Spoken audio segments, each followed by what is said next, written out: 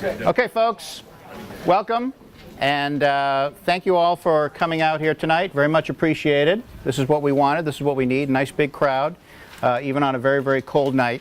So thanks again. I'm Brent Todd. I'm a member of the Penacook Village Association board, and got a couple of announcements. I'm going to do an introduction. This is generally the agenda we're going to try to follow here tonight, and I'll get to explaining that in a moment. But first, I'd like to do a couple of quick thank yous. The Penacook Village Association board, thank you very much for agreeing to sponsor this forum tonight. Thank you, of course, to the Merrimack Valley School, and Fred Regan is around here somewhere. Thank you very much, much appreciated. And also for the treats, which please help yourself at the back of the room. I want to thank our guests also up front. We have Phil Hastings and Matt Mortensen from Cleveland Waters and Bass. And we also have the former Rivco property owner here, Mr. John Walters, standing there. Thanks to ConcordTV for filming this event tonight, which you will get to go home and watch over and over again at your leisure. They also have an online viewer, by the way. So, you know, if you want to just go online and be really modern, you can watch this anytime you'd like. Really, again, mostly thanks to all of you. This is important to have you all here participating tonight. There's a sign-up sheet that was kicking around on a clipboard. Does anybody have that or see that? Is that still working its way around? If you sign up for that, you can be placed on the Penacook Village Association email list, which will give you announcements of future meetings coming up. And also on my constituents email list, I'm going to now flip my hat over, because I'm also the Ward 1 City Councilor. And from now, I'll be talking to you as Councilor, because I think I can best answer a lot of your questions that might be coming up about this in that capacity. And so I'll be willing to send you, anyone that signs up, additional email messages about things happening in Penacook, not just this project, but whatever's going on in Penacook. I know we have some PVA board members here tonight, I think. We got a couple, yes, thank you. Oh, great, Kathy's here. Members of the BOG Neighborhood Watch Group are here tonight, is that right? They're all here. 100% attendance, that's great. We also have some city councilors in the audience. I know I see Councilor Byron Champlin, who is our current Ward 4 city councilor. I see, where was he? Councilor Hirschlag, there he is, Ward 2 councilor. Did I miss anybody? I think that's all we have so far. We may get some more. Actually seeing Councilor Champlin, if I can do a diverge here for a moment, reminds me that there is an election coming up in the city. How many of you know this? We have a special election? Very good. Doesn't happen all the time, but we have a special election on Tuesday, March 5th, and it will be for our neighbors in Ward 10, because there's a vacant city council seat there, and also for all of you and everybody in the city, because there's an at-large seat that is up for grabs. And so please remember, March 5th, get out and vote. I know there's some members of the Merrimack Valley School District board here as well tonight. We've got a couple of those, okay? So thank you for coming. And also, I'm not sure if the monitor is here, but I did want to do a quick shout out and thank you to the, right in front of me, thank you to the Concord Monitor for the information article that came out in advance of this meeting. Much appreciated. This property that we're going to be discussing tonight is located in Ward 1 in Penacook, which is my ward. And my view here tonight, what I'm going to try to do is be the moderator and the facilitator of this event. So as the agenda says here, we're going to just do this quick presentation, and we're going to hopefully have my introduction rather than the presentation from the property owners, and then a Q&A. We're going to try to focus most of our time on that. Item 4, community debrief. What does that mean? Basically, we're going to get some assistance from one of our PVA members, Carissa Coro, who will help lead us through, along with me, a kind of after meeting thoughts and ideas and where are we at and what were your reactions and that kind of thing. And that's going to be just for the community members. The property owners team has agreed, and the Concord Monitor TV cameras will be turned off. But they won't be attending, won't be filming it. It'll just be for us, and probably we'll just do it right over at the tables on the other side of the cafeteria for anybody that wants to stay for that portion of it, okay? So this is kind of a what you'd call in the business a hot topic, right? And I wanted to mention that there are some index cards up there and some other pieces of information for folks that want to take it that has been provided. My counselor cards are up there to contact me. But the reason for that is because I know that folks are interested in this now, obviously, and will be going forward in terms of what's happening with this, and we'll try to maintain the lines of communication open with you with what the plans are and so forth. So tonight what I'm hoping for is a really nice sort of civil exchange of ideas, thoughts, and feelings on all of this. I really don't need to tell you this, but if anybody gets out of control, I'm going to have to stop them. That includes you, Phil, so just be careful, all right? And when we get to the Q&A, we'll try not to repeat a question that's already been asked and answered, so unless you need further clarification, because that way we'll keep things moving, give everyone a chance to speak. And so everybody with me on that? Good? Good, all right. So I'm just going to do a quick 2-minute kind of City Civics 101.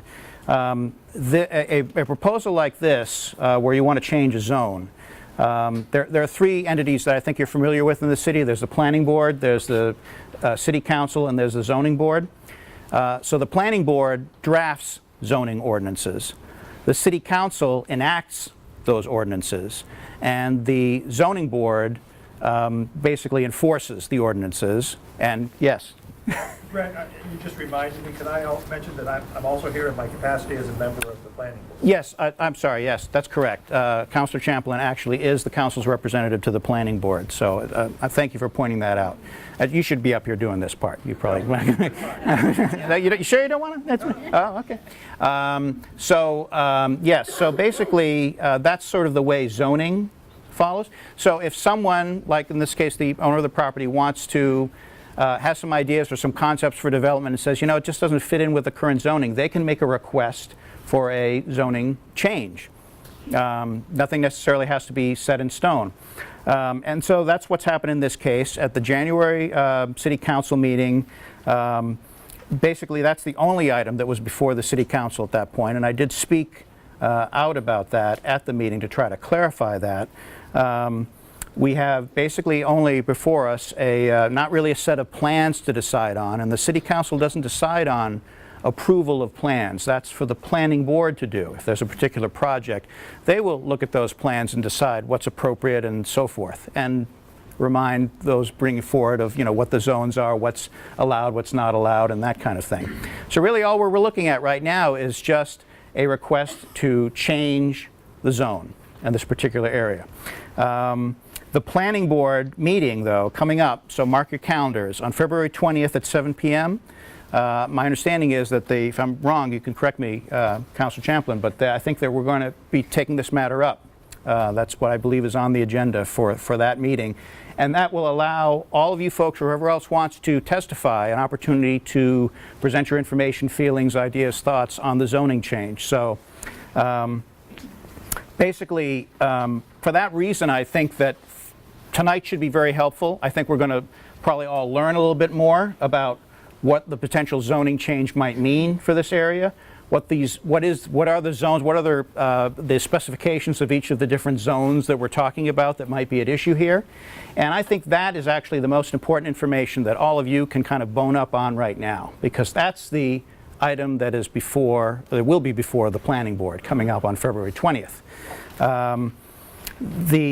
So, if we're talking about, petitioning a particular project at this point, I really do think that that's kind of premature.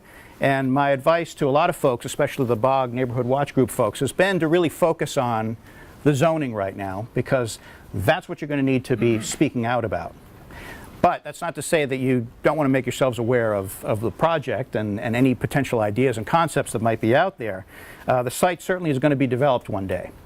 That's really the point that we're talking about here. And there's no guarantees that your input will actually come to life in what actually happens on this site one day. But there's more of a guarantee that if you don't get involved, you're going to not get what you like, okay? So I don't have to say the words chicken processing plant, I think, too many times for people to get an idea. Okay, anything is possible, so we want to be prepared. And, you know, so this, I should say, you know, listen to the presentation, have an open mind.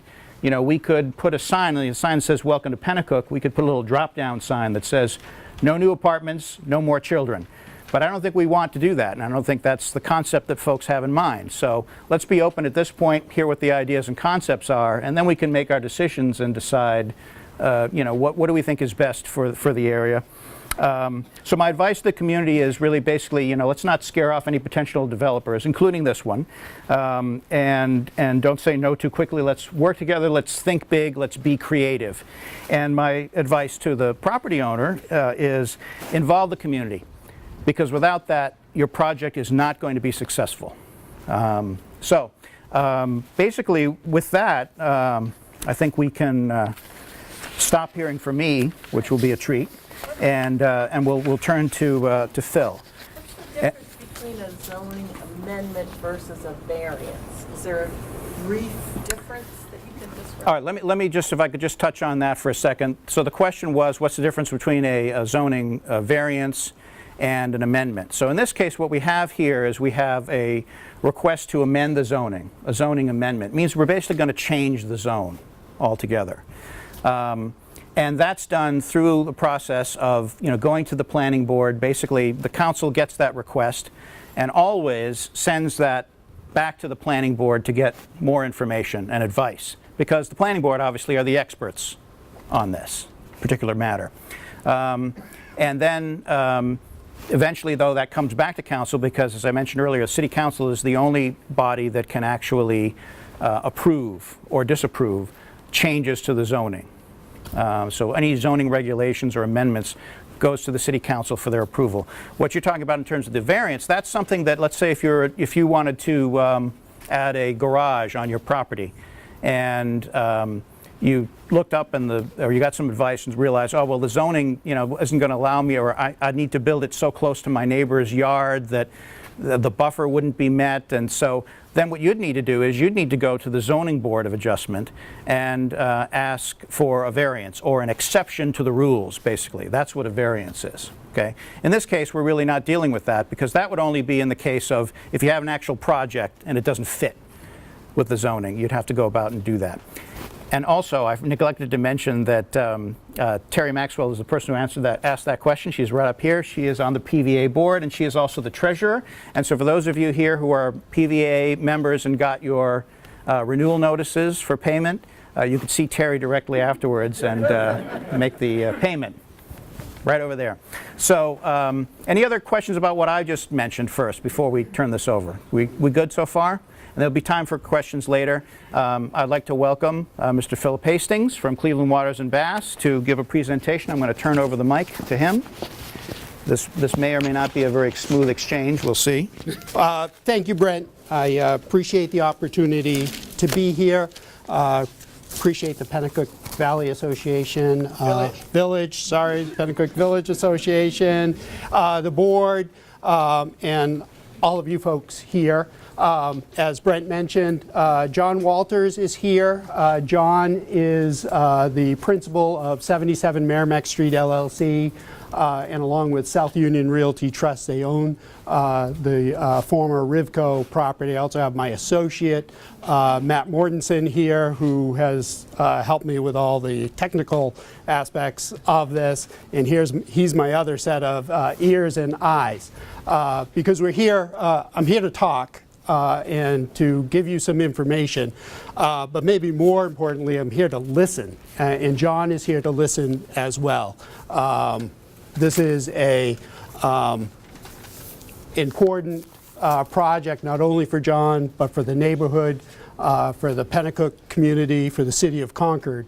And when you do these types of projects, you want to get it right. We want to get it right for everybody. So I'm here to talk, but I'm here to listen as well. So we'll start with a little presentation, just to go back to put what we're proposing with this project in some context.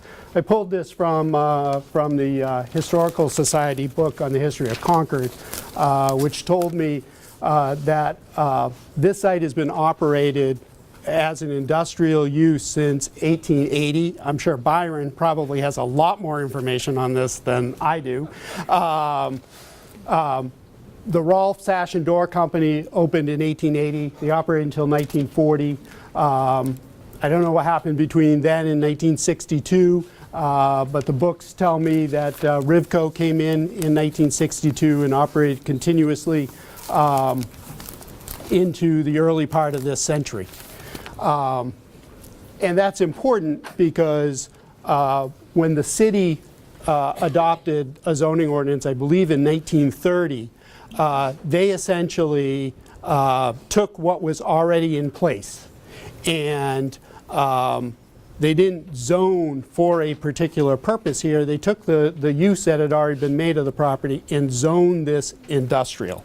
And that made a lot of sense at the time. This site was particularly, when it was originally developed, this site was particularly well suited for industrial use. It had access to transportation, the railroad was right there, and it had access to the hydroelectric water. That's what industry needed in the late 1800s and well into the 20th century. Times and conditions have changed, and I think everybody in this room understands that industrial and manufacturing uses have been on the wane. This property in particular has been underutilized since Rivco departed. And many of you know that the Concord Monitor Publishing has rehoused some publishing components on the site. John's looking forward to that development. It's a very positive use for the property, and it will regenerate a portion of the property, but it does not make the property fully utilized, and the likelihood of attracting a similar high-end industrial user for this site is relatively remote. It's not to say that it couldn't happen, that it wouldn't happen, but the industrial zoning no longer necessarily matches what the economics and the conditions of 21st century Concord, Penacook, New Hampshire. So this site presents some challenges. I think John can speak to that in the future. If you go to the next slide, Matt, the existing conditions of the property. You'll see we have the old Rivco building that's close to the Merrimack Street is vacant. Concord Monitor is locating its facilities in this building, and the second building has some small-scale industrial manufacturing type use in this building as well. This portion of the property remains vacant. The Rivco property extends around the cluster of residences. I'm probably not telling anybody here anything they don't already know, but for the audience at home, there was a former warehouse in back that was torn down years ago, so there's a vacant piece of land in the back. So despite the challenges of this site for an industrial use, the property really has some unique potential for other uses because of its location. Number one, it's in a great neighborhood. You know, this is testimony to what a great neighborhood it is.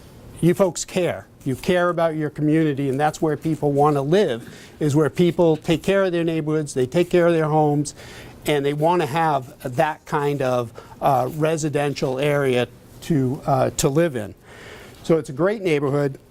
It's in close proximity to downtown Penacook with the amenities that downtown Penacook has. It's walkable. It has access to the river.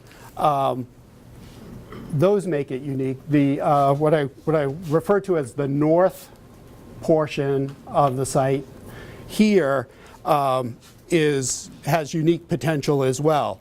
It's got a fair amount of developable upland area away from the river. It has no known contamination on the site. It has river views to the north, east, and south. It's protected on 3 sides, and it has great access to the river, hiking trails, the rail trail system. So it's very uniquely suited for a mixed-use type development with a residential component.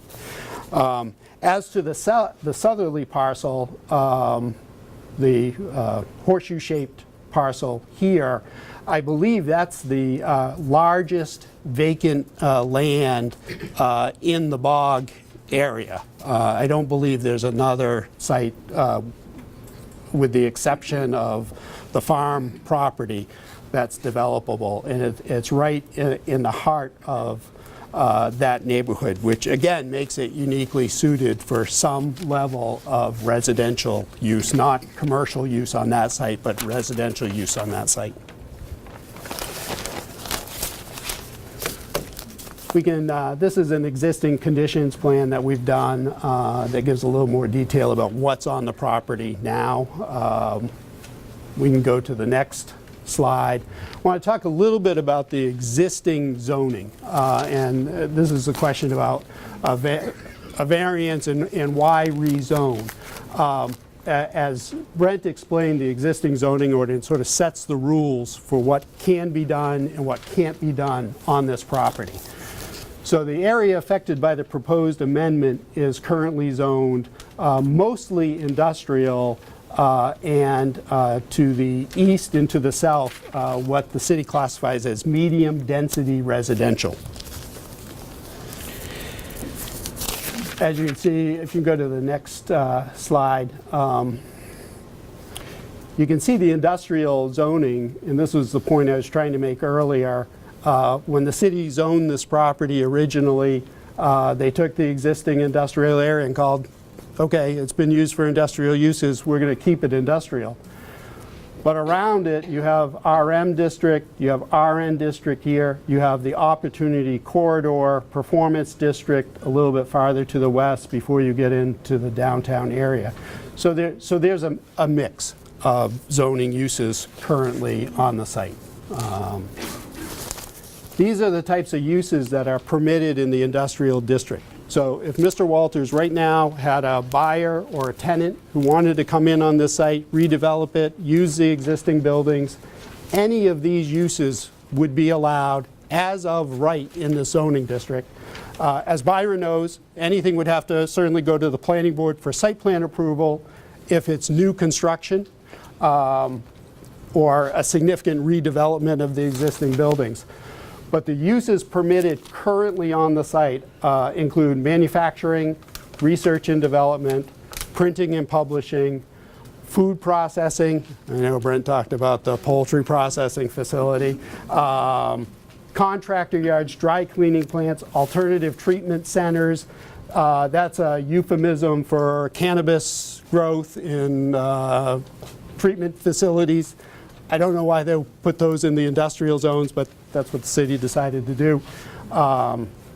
Various warehousing and distribution, fairly high intensity uses are permitted as of right on the site right now. That's on the northerly parcel of the site. Matt, if you can go to the next slide.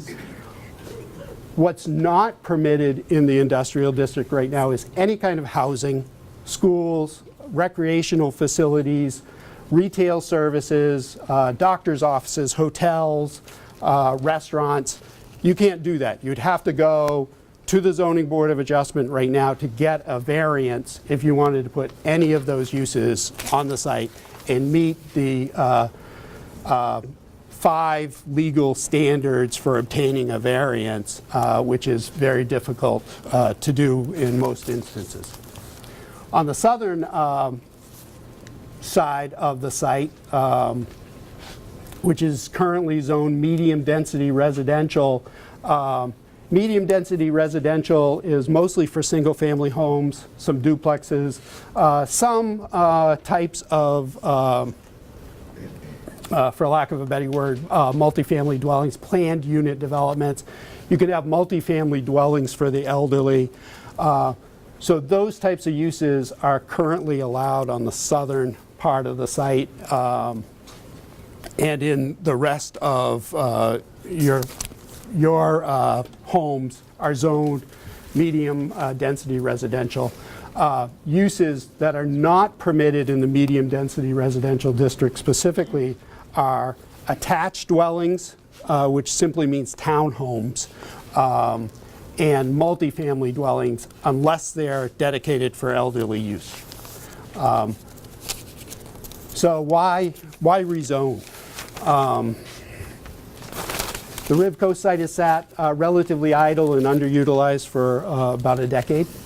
The site's no longer particularly suitable for industrial uses. It could be used for industrial uses, but it doesn't have the same benefits for industrial uses it had in 1880.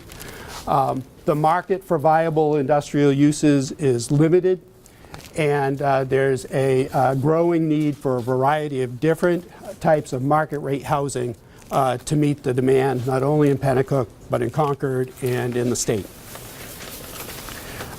Those housing needs are important.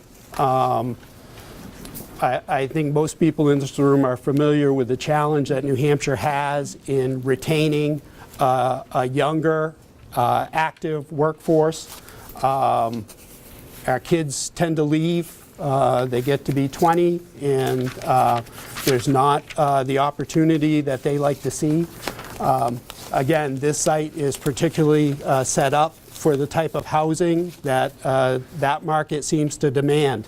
It's close to a rail trail system. It's close to a downtown area. It's walkable. It is, again, uniquely suited for some type of housing. So what we're trying to do here is to rezone a portion of the northerly piece. We would change the zoning in this area of the site from industrial to opportunity corridor performance, which is a zoning district designed to encourage the redevelopment of underutilized industrial sites, usually.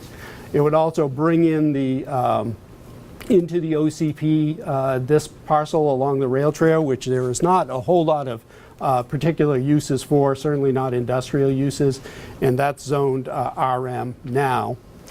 Our initial proposal to the city back in January, keeping in mind that this is somewhat of an evolving process, was limited to this area here, which we would rezone from RM to RN, specifically to allow townhomes. That's the only change, substantive change that would make.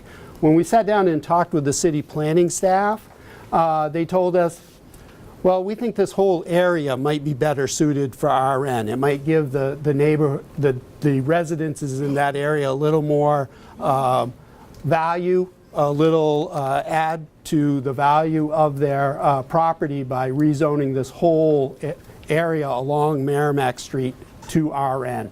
So we incorporated that into the revised plans. For our purposes, for Mr. Walters' purposes, this could stay existing RM. It doesn't make a whole lot of difference to us. This is the important part for our project. But again, we're trying to listen to what the city intends to do. We're trying to listen to what's best for the neighborhood. So that's why we've expanded it here. The other, along those same lines, we had thought originally that we would change the existing industrial buildings from IN to OCP as well. again, on the city planning staff said, we'd like you to keep that industrial. That's where the Concord Monitor facilities are going to be. We don't see a need necessarily to change that to OCP right now. So we drew a line which is bisects these two buildings.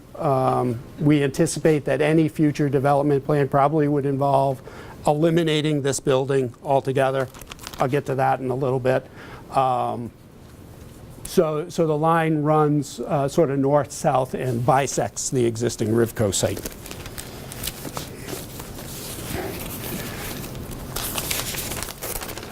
You can go to the 16th slide now.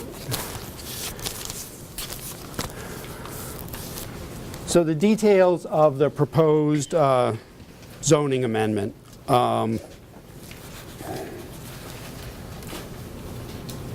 As I just described, I think you have, I left copies here of what's presently before the city. It's changed a little bit from what was submitted back in January because it's evolved based on staff comments and public comments we've heard. So it would rezone the easterly portion of the Rivco site from IN to OCP and the railway depot property from RM to OCP. The purpose of this section of the proposed change is to allow for a broad range of other uses in that area, specifically multifamily housing, services, restaurants, and probably small-scale retail, so a mixed use. It will eliminate all manufacturing, industrial, and construction uses in this area as a matter of right, and it will relax certain dimensional requirements that are applicable to industrial uses, since it wouldn't be used for industrial uses anymore. The second section of the proposed ordinance rezones the former Rivco site on the south side of Merrimack Street, along with the residential properties along both the north and the south side of Merrimack Street from RM to RN. Again, I'm probably repeating myself, but I just want to be clear. The purpose is to allow for an infill of attached dwellings, which are defined under the Concord zoning ordinance as townhomes, within the former Rivco warehouse area. And other than allowing attached dwellings, the permitted uses really are not expanded in any significant way. Multifamily dwellings would not be allowed on that piece of property as they are not now. So there would be no change in that. The dimensional requirements within the RN district are almost the same as in the RM district. They're only slightly more permissive. And again, the expansion of the RN area along the length of Merrimack Street was specifically at the request of city staff. The third change that we're proposing to the ordinance is with regard to the building height. If the zoning was changed from IN to OCP, the maximum building height allowed, actually under both the IN and the OCP districts, is 45 feet. You cannot have a building taller than 45 feet. What this does, particularly with regard to residential development, is it encourages developers to maximize lot coverage. You can have up to 85% lot coverage in both the IN and the OCP districts, which means you can use up to 85% of the land to put buildings, parking, other improvements. This comes at the expense of open space. So the lower your height requirement, your maximum height requirement, it drives developers to build out. We're proposing a change of this so that there would be no maximum height requirement in the OCP set forth in the zoning ordinance. That would give the planning board the ability to set the maximum height on a project-specific basis through a conditional use permit process. So instead of having a one-size-fits-all rule for building height, the planning board would have the opportunity to look at each project that comes before it, and this would apply throughout the OCP, not just in this area. The planning board would have the opportunity to say, yes, that building, it makes sense to be 50 feet tall or 60 feet tall because of some other unique conditions, or because by building higher, we're protecting some open space. So it's to provide the planning process with some flexibility. The same rationale is why we're proposing some changes in the existing building separation and buffers for attached and multifamily dwellings. The current minimum building separation requirements, how far buildings can be located apart from one another, is 40 feet. And the current zoning ordinance requires, in some cases, buffers of up to 75 feet. What these restrictions do is drive larger lots, taking up more area with buildings, parking, instead of allowing units to be clustered together, and really limits the use of what are modern land planning techniques. The buzzword these days is traditional neighborhood design.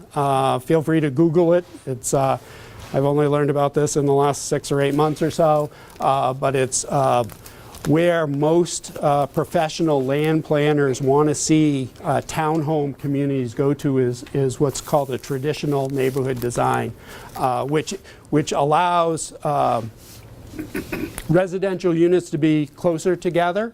It allows walkable streets. It allows better landscaping. It allows the creation of pocket parks, for example.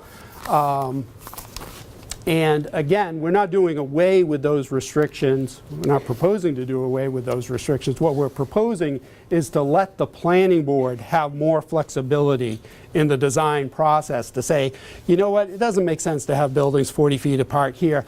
Let's have them 20 feet apart so we can create an open space down the street. And then to change the minimum buffer requirements, again, just allows developers in the planning department to more sensibly design these types of infill residential projects.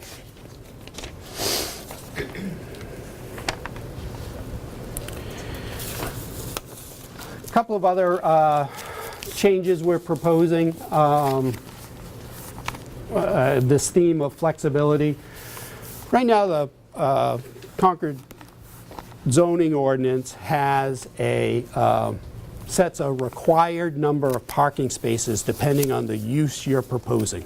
So if you're proposing a apartment building with 20 apartment units, the zoning ordinance requires you to build 40 parking spaces, regardless of the size of those units. You could have 1-bedroom units where you're only going to have a single person living, or you could have a 3-bedroom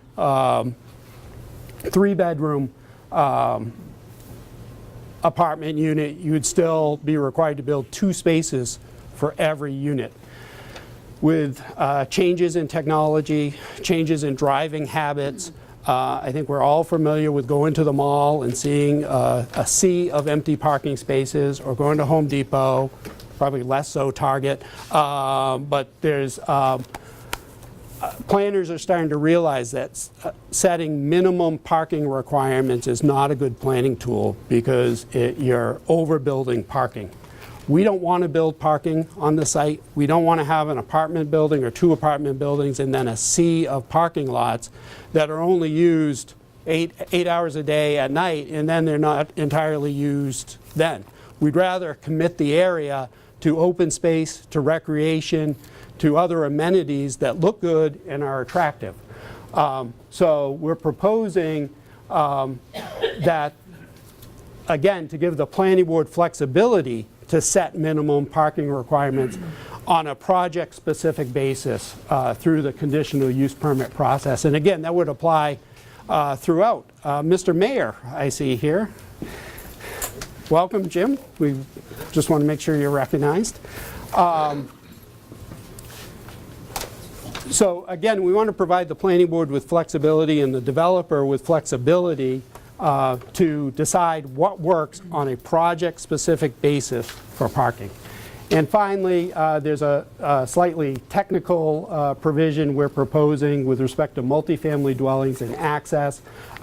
Traffic, I'll loop around to that in a minute, but it has to do with traffic and what types of streets traffic is involved in.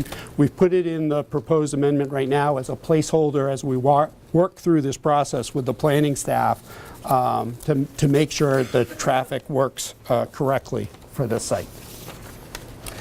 So if the zoning was changed as we've proposed, the uses permitted in the Opportunity Corridor would change from those traditional industrial uses to a much broader mix of uses. Multifamily dwellings, retail services, restaurants, schools, daycare, doctor's offices, hotels, banking, fitness centers, general offices. A lot of those uses are obviously not well suited for this site, but those are the uses that are permitted in general in the OCP.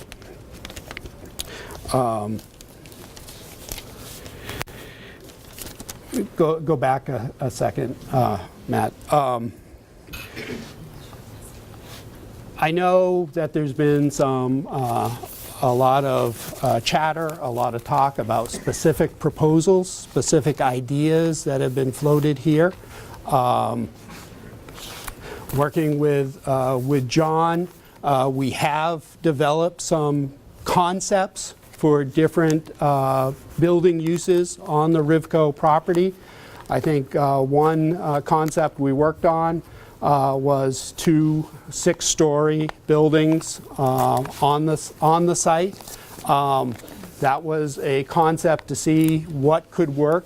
The market seems to be demanding somewhere between 200 and 300, 1 studio, 1 bedroom, and 2 bedroom apartments in this area. That seems to be what the market is demanding. We've played with different concepts to see how that would lay out on a site. One concept was to do 2 larger, higher buildings. But we want to be clear about this. There is no specific proposal in the works. If this zoning gets passed to change this to OCP, we don't have a site plan ready to be presented to the planning board for any specific use. Mr. Walters can speak to this afterwards, but he's not a developer. He's not a residential developer. His plan would be to talk to high-end residential developers who would then come in and look at this site, would lay out their own proposal to have a project that works. We want to make sure that it's the highest quality project we can have. It would be market rate. It could be something that looks like the top project is a project in Portsmouth. I don't think it would look like that. But the concept is to have some retail or restaurant, cafe, fitness center use on the bottom floor, maybe parking underground with residential above, with some architectural features that match the neighborhood in the historic Penacook Village. Or it could be something like this project, which is in Beverly, where you'd have a couple of buildings, again, with different architectural styles. I'm not showing you, I was reluctant to show you pictures like this because I don't want people to think, for good or for bad, that's what somebody's going to do. We don't have a specific proposal. We're a long way from that. The change in the ordinance would merely allow that process of developing ideas to go forward.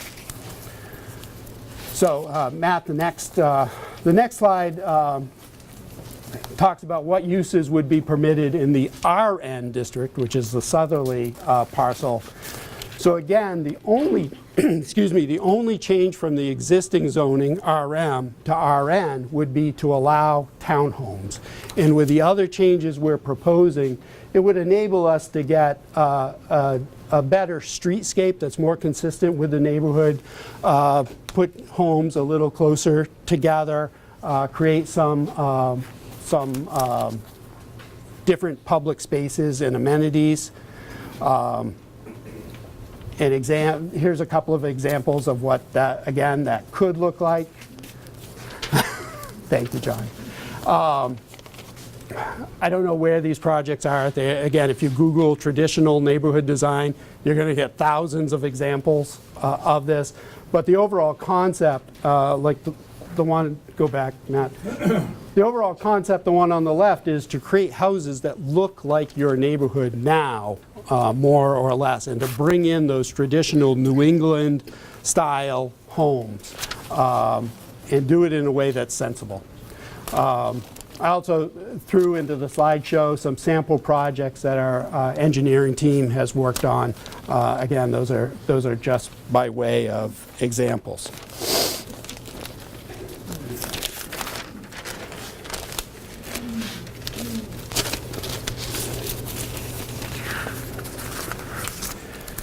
So as we see it, the benefits to the neighborhood in the city of the zoning change are varied. And these are in no particular order. We think they would increase the tax base in Penacook Village. It would allow a mixed-use redevelopment of the Rivco property that isn't possible under the current ordinance. It would put a relatively idle and underutilized property to a higher and better use. It would help satisfy a high demand for market rate housing among all age groups. It would improve the aesthetics of an industrial parcel that has not seen improvement in a long time. I think it would spur revitalization of the entire area, having a population density added to the existing density. I think it will make it more likely to continue to revitalize downtown Penacook, maybe to get a grocery store at exit 17. We think having a high-quality development on this site will reduce crime, vandalism, homelessness, and it will give us the opportunity to improve recreational opportunities by connecting to the rail trail, connecting to the trail system, and connecting to the river. I want to talk, probably past my allotment of time, I want to talk a little bit about the effects if we had a project, if we got this zoning change and had a project along the lines of what we envision. On the environment, we think that converting the industrial uses to residential and commercial will likely reduce the impact on the environment. Again, the amendment will allow us to provide recreational opportunities. So we think it's a plus for the environment overall. In terms of municipal services, the area is already served by municipal water and sewer. Major infrastructure improvements will not be required to accommodate the redevelopment of the area. In fact, these types of projects, in my experience, tends to improve the infrastructure. When a project of this type comes in, you may see replacement of old water mains, old sewer mains, better roads. All of those things tend to follow these types of developments. In terms of traffic, this is a somewhat tricky issue. We don't know, frankly, what the traffic impact might be of a 200 to 300 unit residential development with a mix of some commercial uses. We know that Rivco in its heyday had, I believe, about 300 full-time employees. I don't know if it was 1 or 2 shifts, but you had employees, you had truck traffic in and out of this site when it was used, when Rivco was fully operational. If this was turned into a different industrial use instead of residential, think maybe an Amazon fulfillment center, for example, you could have hundreds or more trucks coming in and out of this site every day. So when we look at traffic, we need to consider what has been there in the past, what could be there under the existing ordinance and what could be there under the proposed change. We think that there will not be a tremendous increase in traffic volumes with this zoning change, but we still need to vet that through working with the city engineering department and planning staff. We're meeting tomorrow with Rob Mack in the city engineering office to talk specifically about traffic. And the other point on this is for any specific project, we would come to the planning board for review. Any traffic impact would be mitigated as part of the site plan review process. On schools, again, this is a little bit hard to predict, not knowing the exact mix. Residential dwellings always have the potential to impact school populations. We believe that studio 1 and 2 bedroom market rate housing units do not tend to create large increases in school populations. We think that any potential adverse impact is likely to be offset by an increase in property tax revenues. The full effect on the schools, again, will be evaluated during the planning board process. We also, I think somebody from the school board is here, and the superintendent's office. We're happy to sit down privately and talk about what that might mean, what your history has been with school populations of this type of projects. Again, that's part of our learning process, and going forward, we will take those thoughts into account. And finally, any commercial and retail businesses that will be permitted on the site will add revenue to support the schools without a offsetting population increase. So that's all to the good. And finally, I'm wrapping up. As Brent mentioned before, we're at the beginning stage of this process. We look forward to taking your questions and comments tonight, going back and looking at what we've already proposed, see how we can tweak it. We're working with the city staff to do the same. We hope to come up with a proposal for this neighborhood that works for everybody, that works for Mr. Walters as the owner, that works for this neighborhood, that works for the village of Penacook, that works for the city of Concord, and is something we can all be proud of. We're in the beginning portion of that. We go to the planning board on February 20th for a public hearing. That'll be Byron's opportunity to ask questions. No, you're welcome tonight too, Byron. And then after the planning board considers it, the next step, if the planning board is favorably disposed, it would go to city council to decide whether to adopt or reject the amendment or change the amendment. And throughout this process, there may be some things that we don't necessarily agree with that the city wants to see happen. I know the city is in the initial stages of proposing their own zoning changes to the entire city. We're trying to coordinate what we're doing here, anticipating what that might look like in 6, 10, 12, 18 months down the road. So there might be some interplay there between city council. The point of all this is not nothing you see on paper. It's in ink, but that's all it is. It's not etched in stone. We're continuing to work through this process.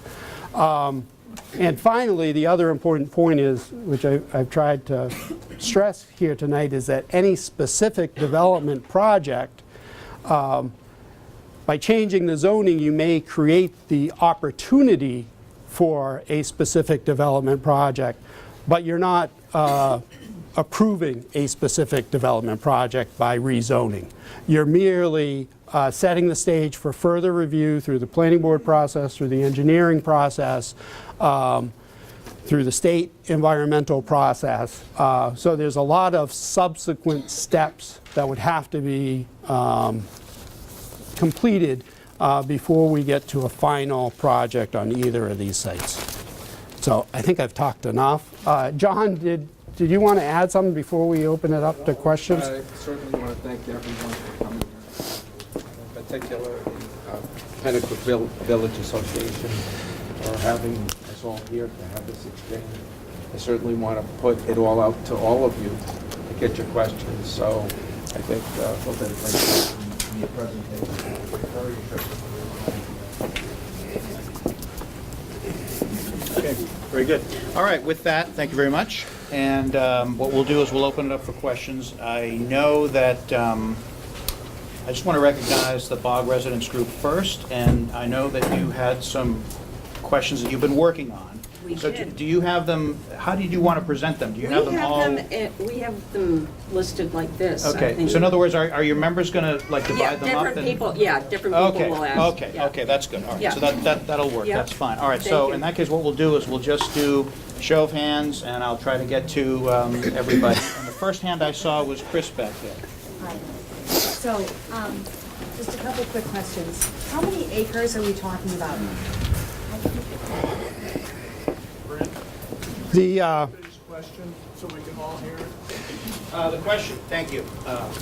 The question was, and I don't know if they can hear me now either, but we get the handheld. I'll repeat it as I understand. The question is, how many acres are we talking about here? The Rivco site proper, the north piece, is almost 19 acres. So the rezoning would take about half of that. There's also about 8 acres in Boscawen, just across the town line. I don't know how much of that's usable acreage. And then the southern piece is a little bit over 3.5 acres. It's 3.5 acres. Yes. And do you know the square footage of those 2 industrial buildings that are there, or the 3 industrial buildings that are there now? John, do you know the square footage? Can you repeat the question? The question is, what's the square footage of the existing industrial buildings? Currently, there's 3. I'm not sure the main facility. It's approximately 100. There's one that's approximately 42,000. And there's a third one, approximately 36,000. Can't hear. 100, 42, and 36, approximately. My general question about this whole thing, because it talks about this opportunity corridor and having the retail and mixed with the residential. They've been trying to put that in downtown and couldn't get any takers. So why do we think we get, downtown where the tannery used to be? So why do we think that would have takers to develop that type of a site? Well, what we do know is that if you leave it industrial, there's no chance of that happening. We think the combination of the river access, the unique location next to the river, makes it a very attractive site. I don't know about the tannery site. I don't know why the development there has stalled. 2020 phase 1 is. So phase 1 of the tannery development will be opening in 2020, according to an article from the Concord Monitor. And that is supposed to be It's low income housing. And the idea, personally, I don't have any illusion that somebody is going to come to this site and say, we want a restaurant here without anything else. It has to have a housing component to get a population density, so the commercial uses would be ancillary to the residential. That's the thinking. follow up. If this zoning change were agreed to or voted on, or however that happens, and the developer decided we don't want to do the restaurant, retail thing, we just want to make it apartments over there, would there be any way of stopping that with this zoning plan? The Or zone- would it just be automatically allowed? It would allow multifamily uses. The city council, the city has already decided that multifamily uses are permitted in the OCP. So we'd be just adopting what's already permitted in the OCP. I think just to clarify too, and Phil, thank you for repeating the questions, so we'll get them on the mic. But I think in other words, I think to put it another way for you, Chris, that if in fact the zoning gets passed, I think what you're getting at is that then basically any of these uses that you explained earlier in any combination Yes. could be built as of right. So for example, I mean, you'd have to get it through the planning board approval Yes, and all yes. of that. So there would be various steps along the way where folks would be able to have input and the planning board would have input, et cetera. But I think the question was, in other words, you could come up with a terrific multi-use plan and then in the end, for whatever reasons, decide It just to would- build residential. Yes. You'd be able to do that Yes. if in fact the zoning change is approved. Does Yes. that kind of get to your? Precisely, thank you. Yes. Okay, good. Subject to planning board approval and other regulatory approval, yes. Okay, well, thank you very much. Sally was the next person I saw. Thank you for your presentation. So we've been told that a project like this would increase the tax base of Penacook. The project is in a TIF district, which would make it something of a special case, as I understand it. How will it increase the actual tax revenue, not just the base? By how much? On what timeline? And how soon after completion would Penacook actually receive direct tax revenue benefits from this project? So there were a lot of questions packed in there. I have a very simple answer to it, but there's a lot of questions packed in there. Essentially is how would this affect the tax base, the tax revenue? How would that process unfold? The simple answer to that is I don't know. We don't have a specific project that we could make any kind of assessment about what the assessed value would be. We can't, without that, we can't do an analysis of what the impact would be on the overall tax rate for Penacook. So it's a little bit premature to be able to answer those questions, although they're very important questions. And those are the types of questions that would be answered probably during a site plan review process for a specific project.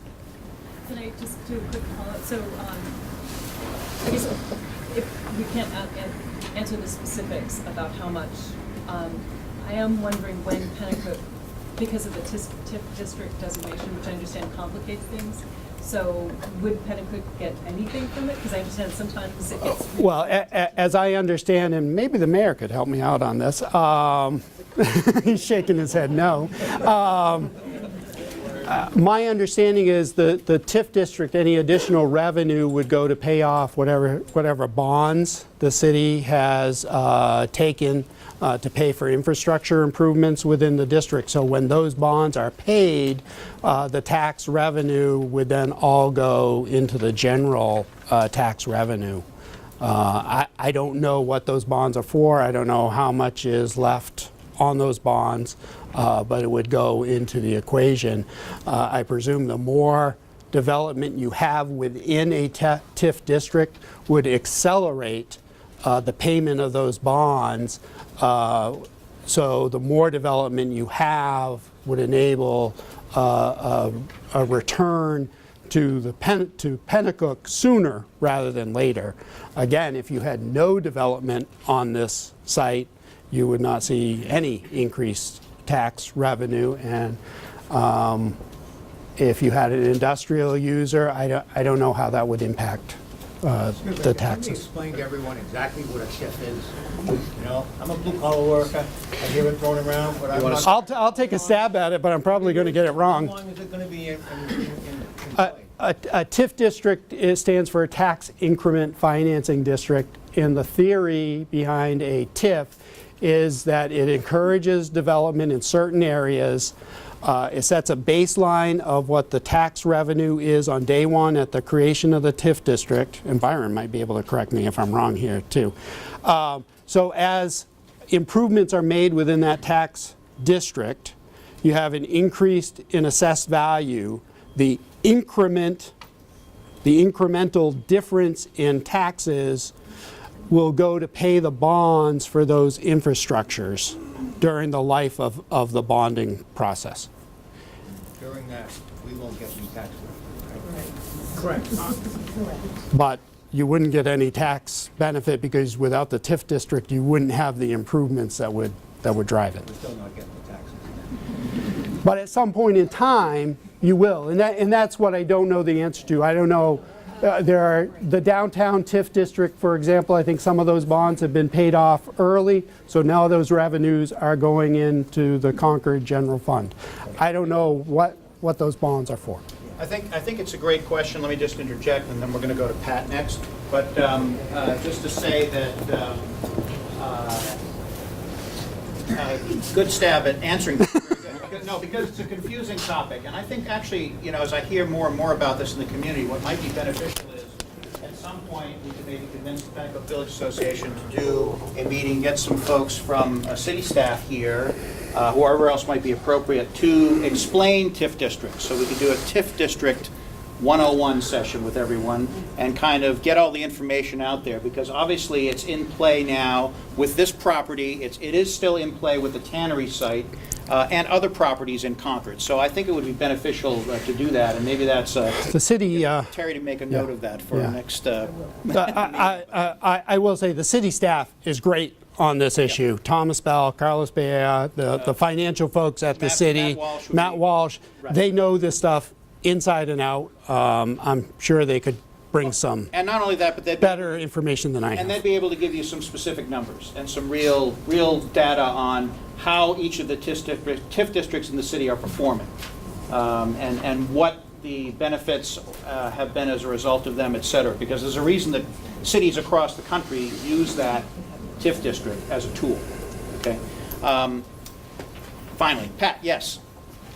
Just as a reminder, I couldn't hear anything she said, and you summed it up, but I couldn't hear any questions. Okay. Is there a microphone? So I'll speak loud.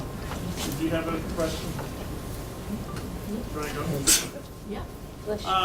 So you've made a lot of assertions based on what you think are going to be realities, such as underground parking. I heard you say you might want to do underground. Perhaps. Engineering studies, because people have to park the car somewhere, and the last thing someone wants in this neighborhood is cars strung out on Merrimack Street or somewhere else, because you don't want to build parking lots. Yes, that's the fine line I was getting to with the parking requirements is we don't want to overbuild parking, but we don't want to underbuild parking either. And that's where the planning board comes into this process. During a project-specific review, the planning board will look specifically at that issue. They'll probably require the developer to have some pretty strong studies that will demonstrate what the demand is. And the goal is to not have on-street parking. It would all be off-street. As to the engineering studies, we have done some limited engineering studies on the feasibility of parking under the units using the first floor, essentially. There needs to be more studies, and again, it depends on height of building, size of building, number of units, all of that goes into the mix. Right here.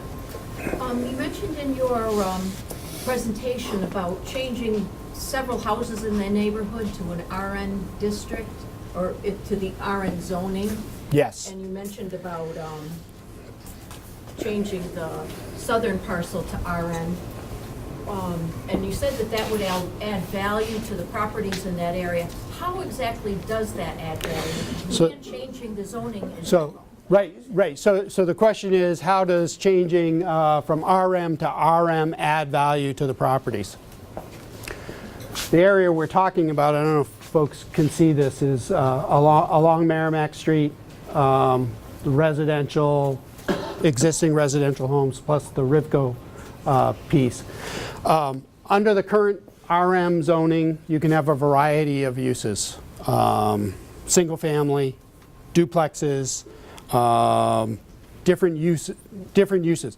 The one use that's not allowed in the RM district is townhomes and attached family dwellings.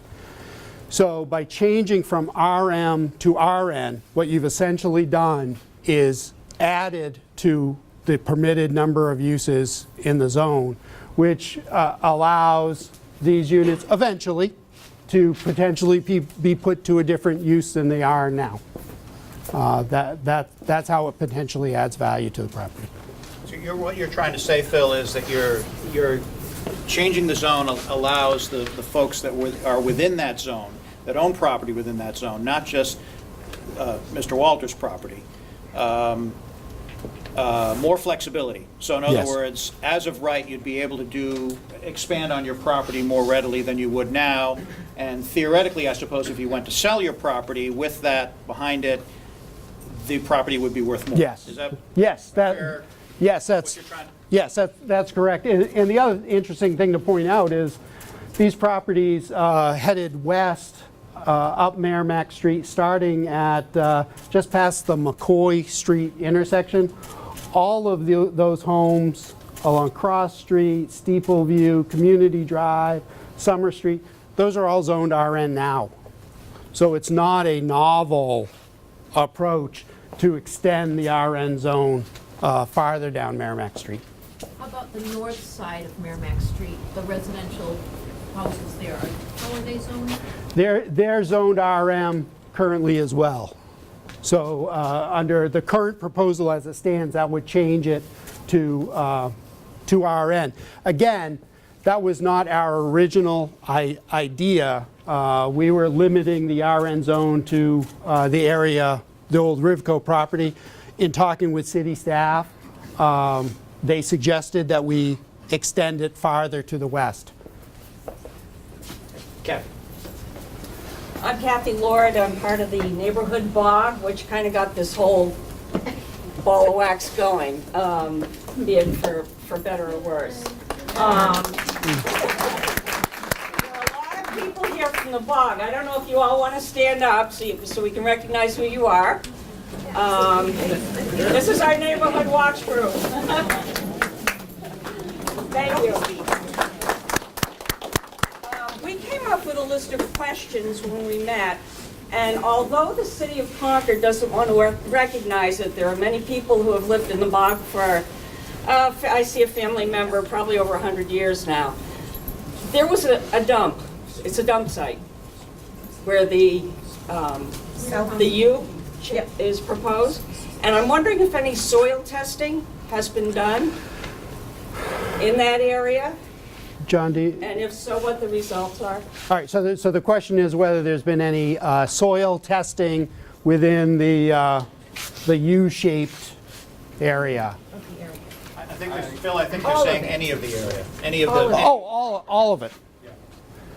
There has been some testing that has been done on the north side, as far as I recall, where the Rivco plant is. On the south side, I'm not sure on that question. I was not aware there was a formal dump site, but certainly there was a building on the property, as I'm sure most of you are aware.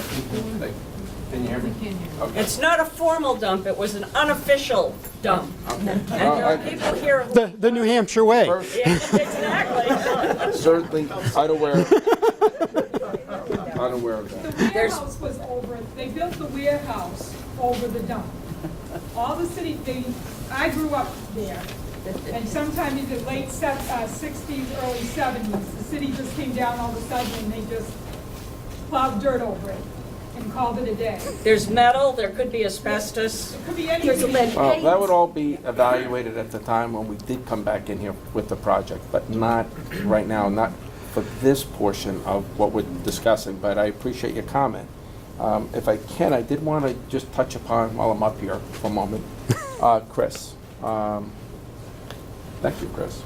And you asked some good questions, and I think we're doing the best to address it, but one of the things that's really important is the concentration. I really appreciate the mayor being here, and as well as everyone's efforts today. We certainly want to see a project here that makes sense for all of us. Certainly there's a lot here. We know about the tannery site. We understand that they've been having problems. I'm certainly aware of it. The size of this project is really important. And the reason for that is it allows us to attract better quality developers, the companies that will come in here and spend the money that you saw in these pretty pictures. Okay, when we lower that, we lower our standards, We're not proposing Section 8. That isn't what we're here about. Not interested in that. We are looking at smaller units in this market. So I think, but we need to pull together. And again, there is some preliminary interest, but it's not going to go anywhere unless we get a green light to proceed. So I'm hoping that the type of discussions you have had as far as, geez, is this retail really going to happen? Well, we don't know. The smaller it is, the less likely. The greater it is, they want to put it in. And it's nice for the community, for all of us. I think the people who live there to have that type of application. Keep in mind too, we're taking out the industrial zones, you've already heard that. And I think that's important, it's not coming back. Hold on, let me finish because I want, is it Sally? Yes. Yes, okay, because I'd like to get to you if you don't mind afterwards. But I want to address Chris because, and then I'll come to you as well. Because I did think she raised some good issues on the land area and why is the tannery not being developed and what's so special about this property. And part of the attraction that happens is something that Phil touched upon, and that is the river. You know, that beautiful river that we have that flows in the back. That is very attractive, and it certainly that separates us from other properties. The tannery certainly isn't going to have that. But it does have some conveniences. So I think, you know, pulling it together, making this project work for all of us, I think is what it's all about. I'm glad you're here. I'm glad we were invited. We're so grateful that this is something that's happened here. So, and I guess another question is, Sally had questions on tax revenues. Excellent question. And that is something that, as I understand, is needed here. You know, one of the things over the years that I've owned the property, which has been a long time, unfortunately, the property value has decreased. Our taxes have gone down. Why? Because we had to file an abatement, we have empty buildings, they're getting older and more out of shape and condition than ever, and some of you who live in the area understand that.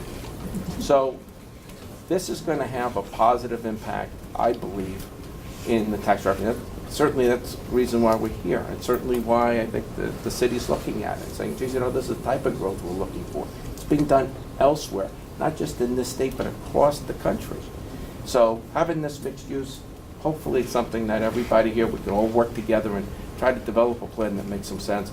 But we do need some underlining zoning to provide that, so I can get these people to come to, be willing to invest their money, to present us with some proposals that we can review, and say, geez, you know, I've got A, B, and C company that has an interest in coming into our community, and here's what they're suggesting.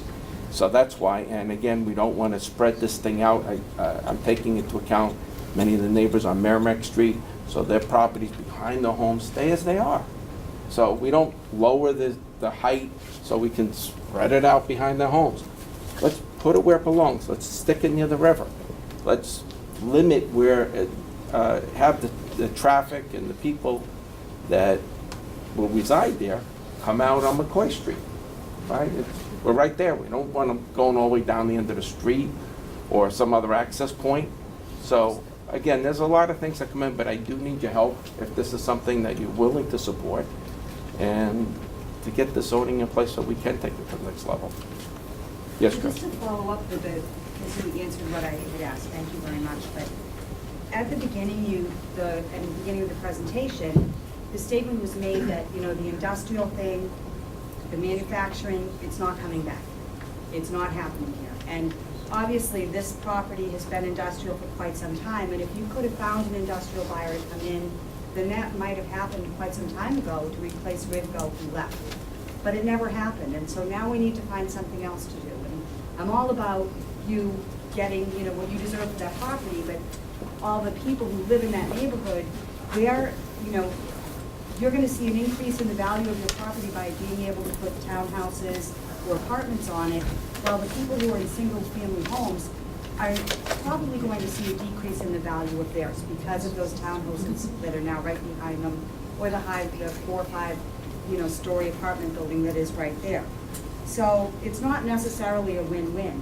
And I think that with the need that we have for single-family housing in the state, we need that badly. There are so many young buyers out there who are dying for single-family homes. There's enough property here that I think if you propose just changing it all to RM and putting in single-family homes there and making a decent profit and allowing the neighbors to keep their neighborhood the way it's been, single-family homes, and that's what everybody wants. Penacook keeps getting apartments and townhouses, and what they want is to have a nice village and to have a nice part of the city. But unfortunately, because of zoning rules, you know, the lots have to be so big, so now you have to build a $400,000 house. You can't build a nice little ranch house anymore because there's not enough money in it for the builders.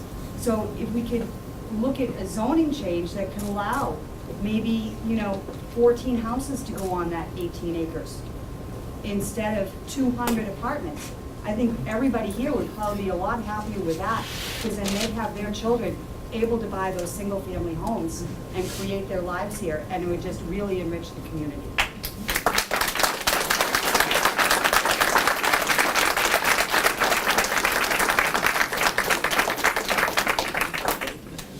I think, you know, my opinion, Chris, is that your suggestion does not make economic sense. It's To you. No, well, here's what I would say. Here's what I would say. Show me, okay? Talk is cheap. We all have that, okay?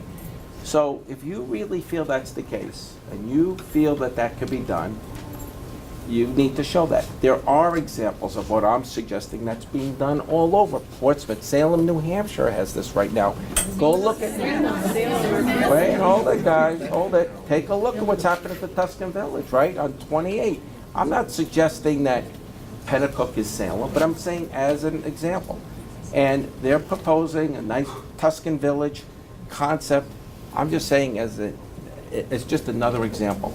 Granted, you have your feelings, you'd like to see 14 homes, and from your perspective, that may make sense.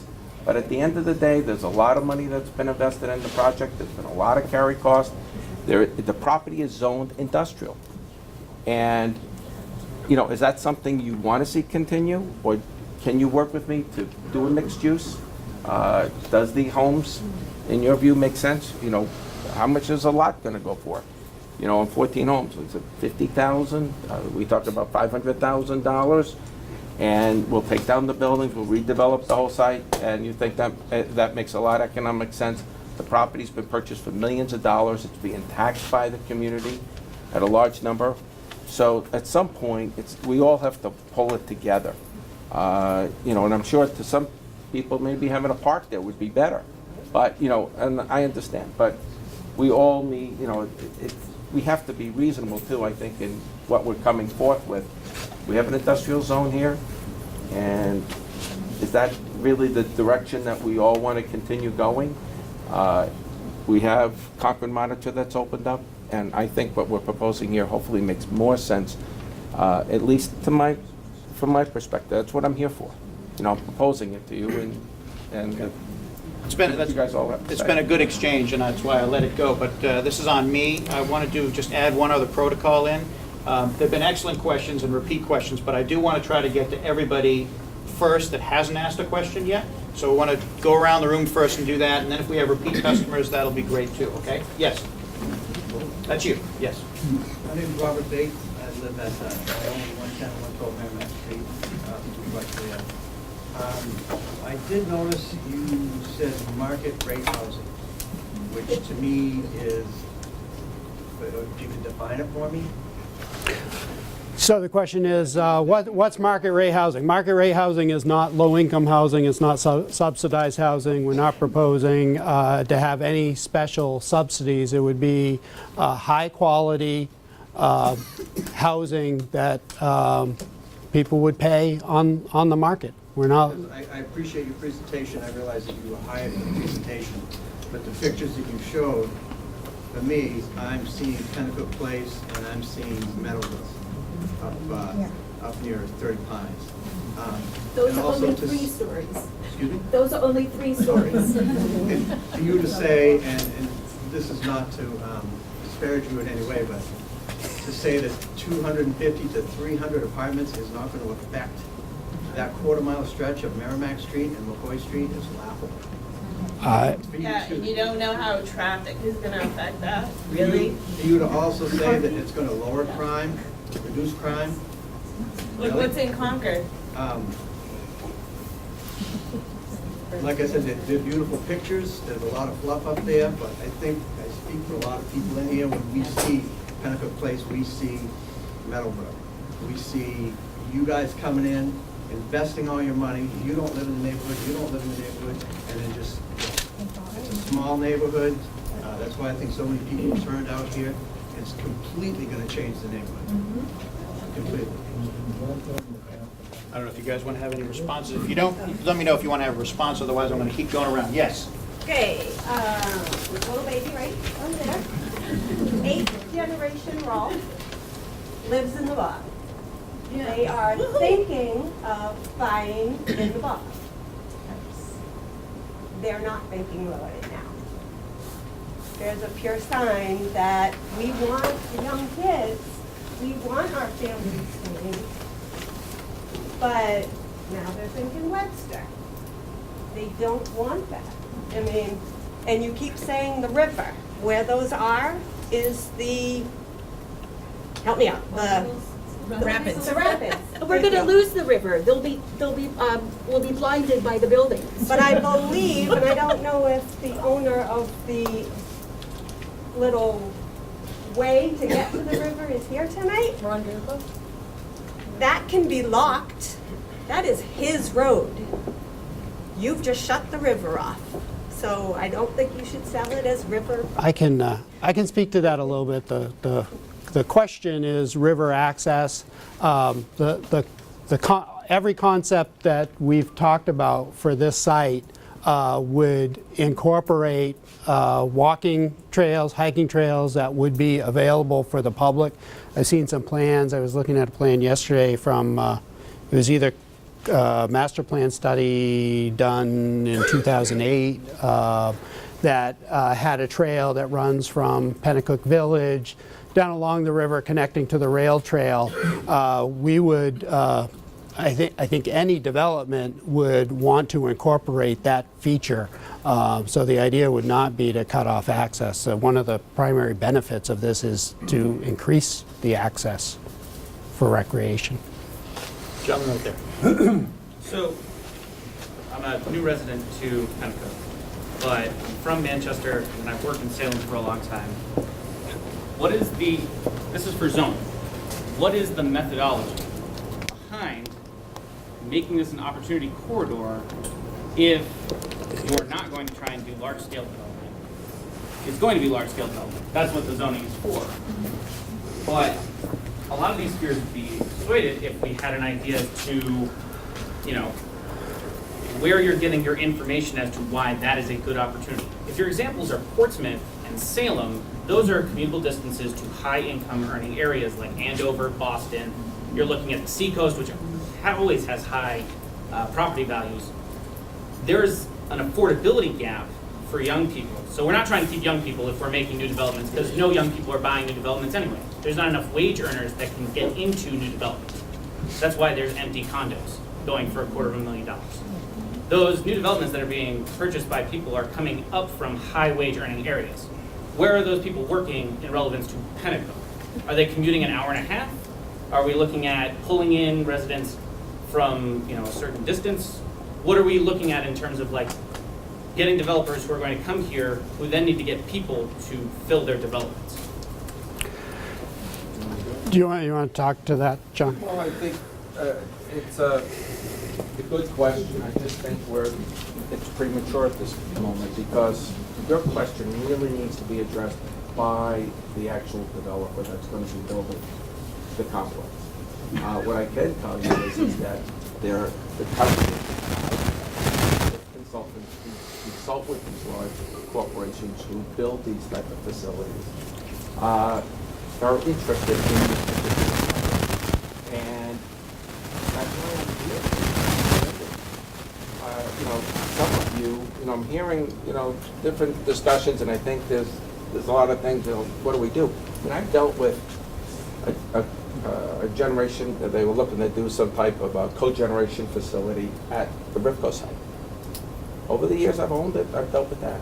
I dealt with a large company looking to get the rail going at the end of the street and upgrade the rail lines. I had to get on the phone with B&M Rail and develop the site for another type of application where that property could be used for storage of that site. I mean, it does have some certain unique characteristics, but those don't exist today.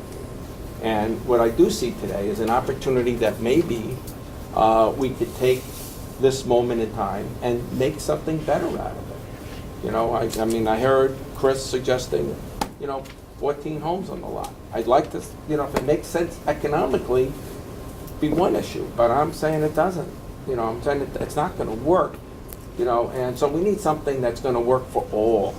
Not, and I think that's what we're here about. So I think your question, getting back to it, is too premature for that. I think the zoning would need to come through. Your question is a great question for the company that would be coming in here and saying, what did you look at? Where are you expecting to pull these people in from for your project? And I think that's where it makes more sense. And we're just not there yet.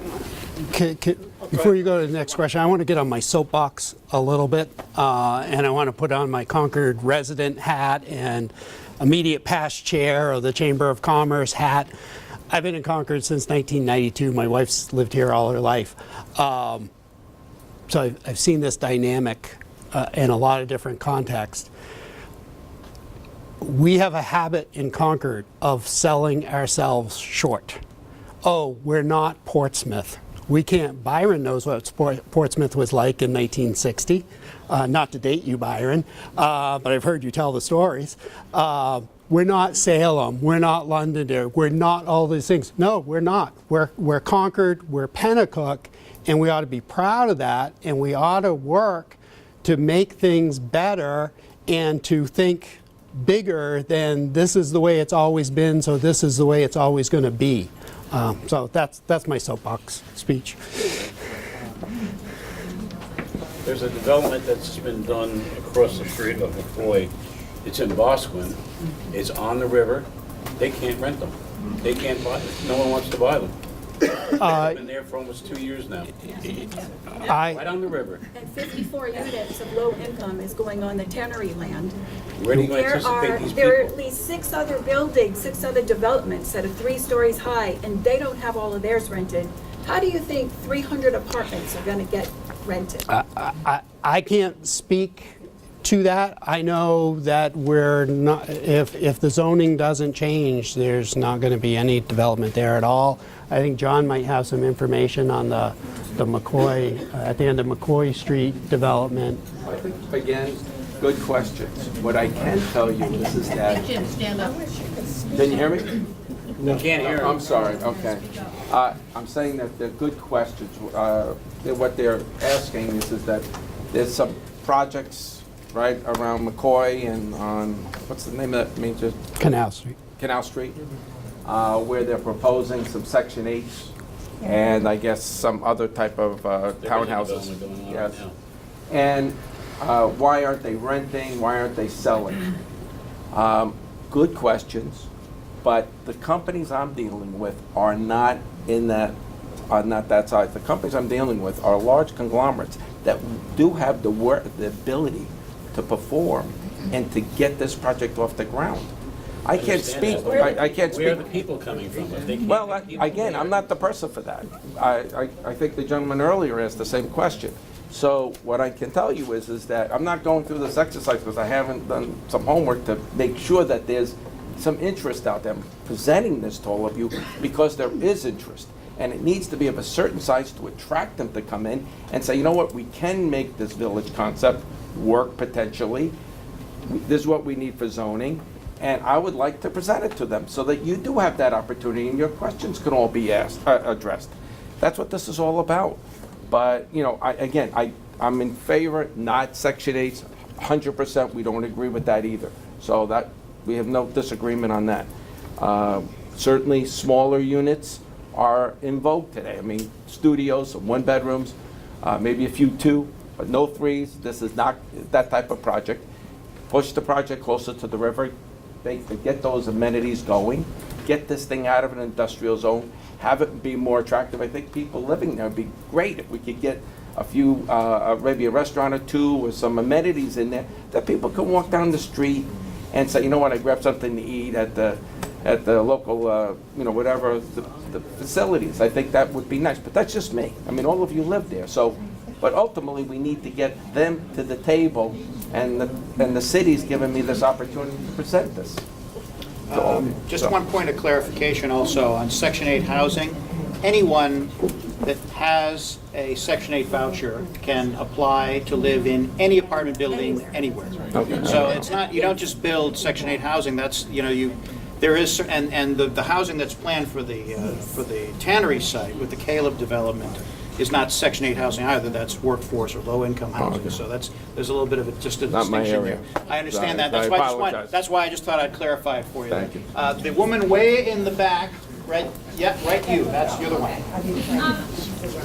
My question is, well, I don't know if you can answer this either, but how many apartments are in Penacook already? And to me, I'm just thinking, more apartments does not help our property values. And I'm not trying to be contentious here, but I know you're saying, hey, give us an opportunity and work with us, but I think we're saying, work with us, listen to us too. And I think the feedback that I'm hearing is we're very, very leery of more apartments. And so I feel right now that that's not being well received. And so I want to make sure that, at least from my point of view, that is heard. That I think whoever it was over there was talking about single-family housing. We can get behind helping you with that. I think that we're very hesitant to help you put in 300 apartments. Yeah. Thank you. Right next to her, yes. Hi. I moved in on Summer Street about a year ago with my family. So you mentioned all these amendments to zoning or whatever it was with distance away from housing to increase the density. And you kept using the word that, oh, it's going to give us more environmental space. Why isn't there amendment to, with this proposal, to have more green space then, instead of, we want to stuff as many people in as possible? Yeah, so the question is on the density. The density requirements are already in the zoning ordinance, so we're not proposing. Give the zoning board an opportunity to adjust that. On certain that would really apply to site design, not the total number of units. We're not proposing any changes to the zoning ordinance that would affect the density requirements in either of these two zones. Okay, you're saying that you're going to be closing the distance between duplexes or townhouses Yes. and all of that. But with this PWD or whatever it was called. yeah, that's a good example of what I'm talking about. There's 3.5 acres on that site. Let's assume there's 3 usable acres under the current zoning ordinance. Under the current ordinance, if I think the density allows you up to 10 units for every acre. So the maximum density would be 30. That doesn't mean you could build 30 because you've also got to factor in setbacks, buffer requirements, other things. But the density requirement is the same no matter what. So there is a theoretical maximum, and what the changes we're proposing really say the maximum is 30 because you have 3 acres, times 10 is 30. You factor in the other factors, and maybe you could get 24 units, for example. Do you want 24 units spread out over all 3.5 acres, or do you want to cluster them together, have less of a building separation, so you can create better spaces between buildings? That's what the changes create some flexibility to do. They don't increase the density, per se. Yes. Yeah, on the southern lot that you're talking about, so it's behind all the old houses. Are you trying to change the buffer of the existing landowner to 20 feet, 15 feet? Or are you talking about your new growth having their buildings 15, 30 feet apart? Yes, the question is about the buffer, and the answer is the latter. It would allow the buffer, forget what the specifics say. You're trying to put your buildings closer to our property.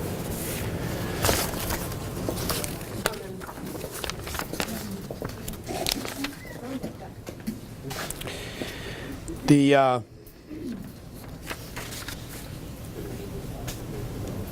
buffer right now for example, Cheryl, what's your number? for 3-story residential structures, the buffer right now is 75 feet, which if you apply it to this site, you would have almost zero developable land with the buffer. So we're proposing to change that to 15 feet. But setbacks would also apply. The buffer would be 15.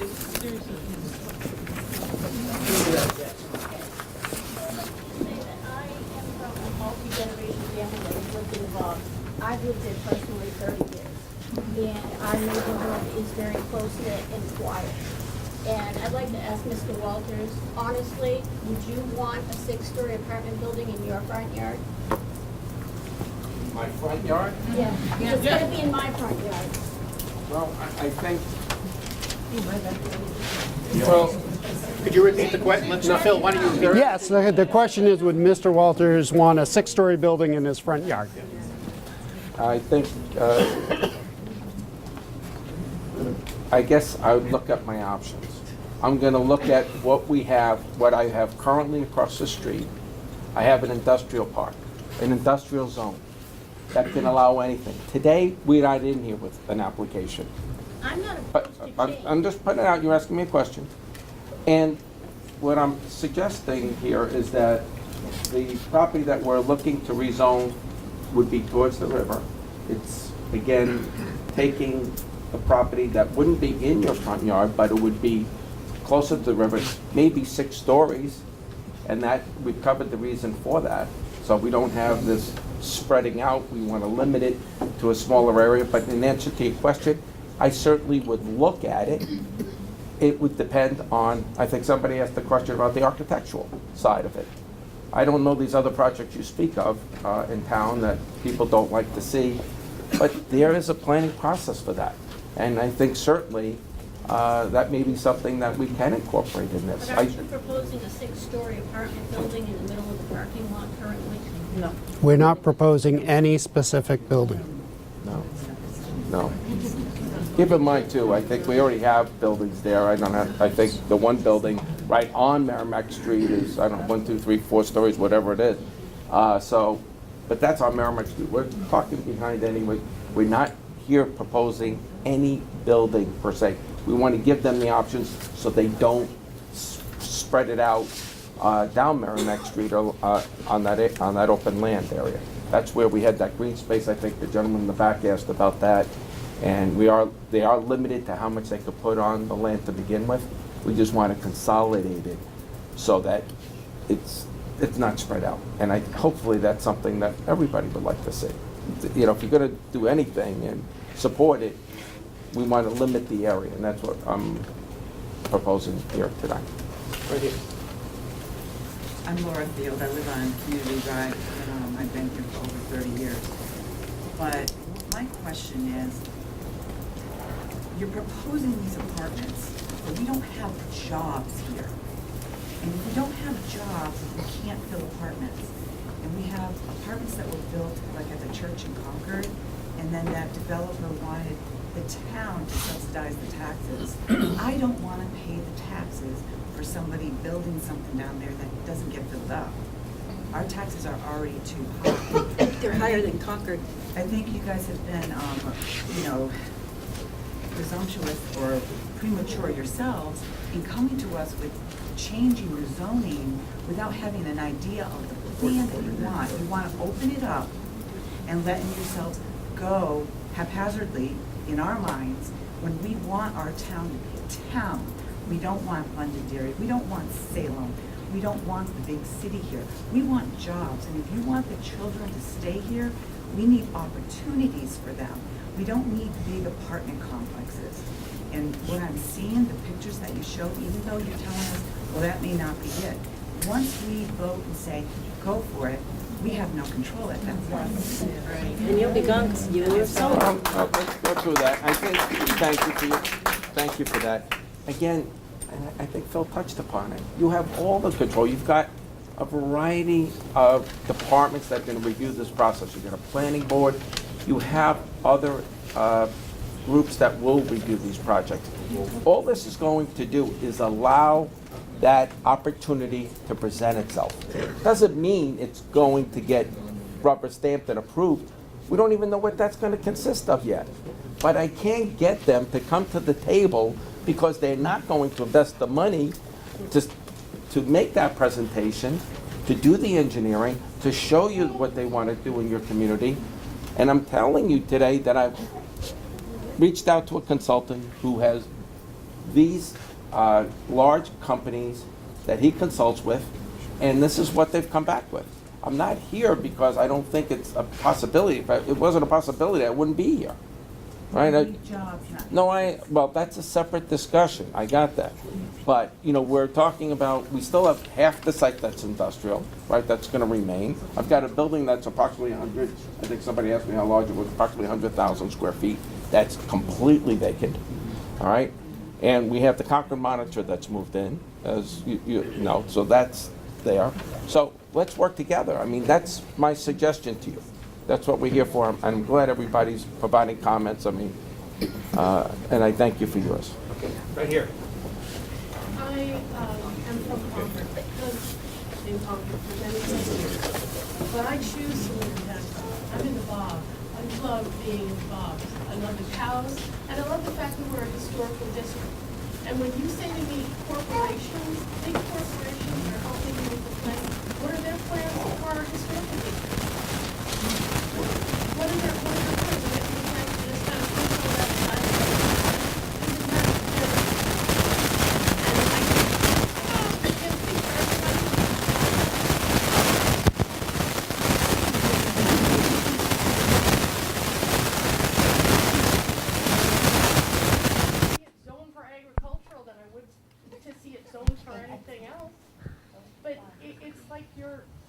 you're missing the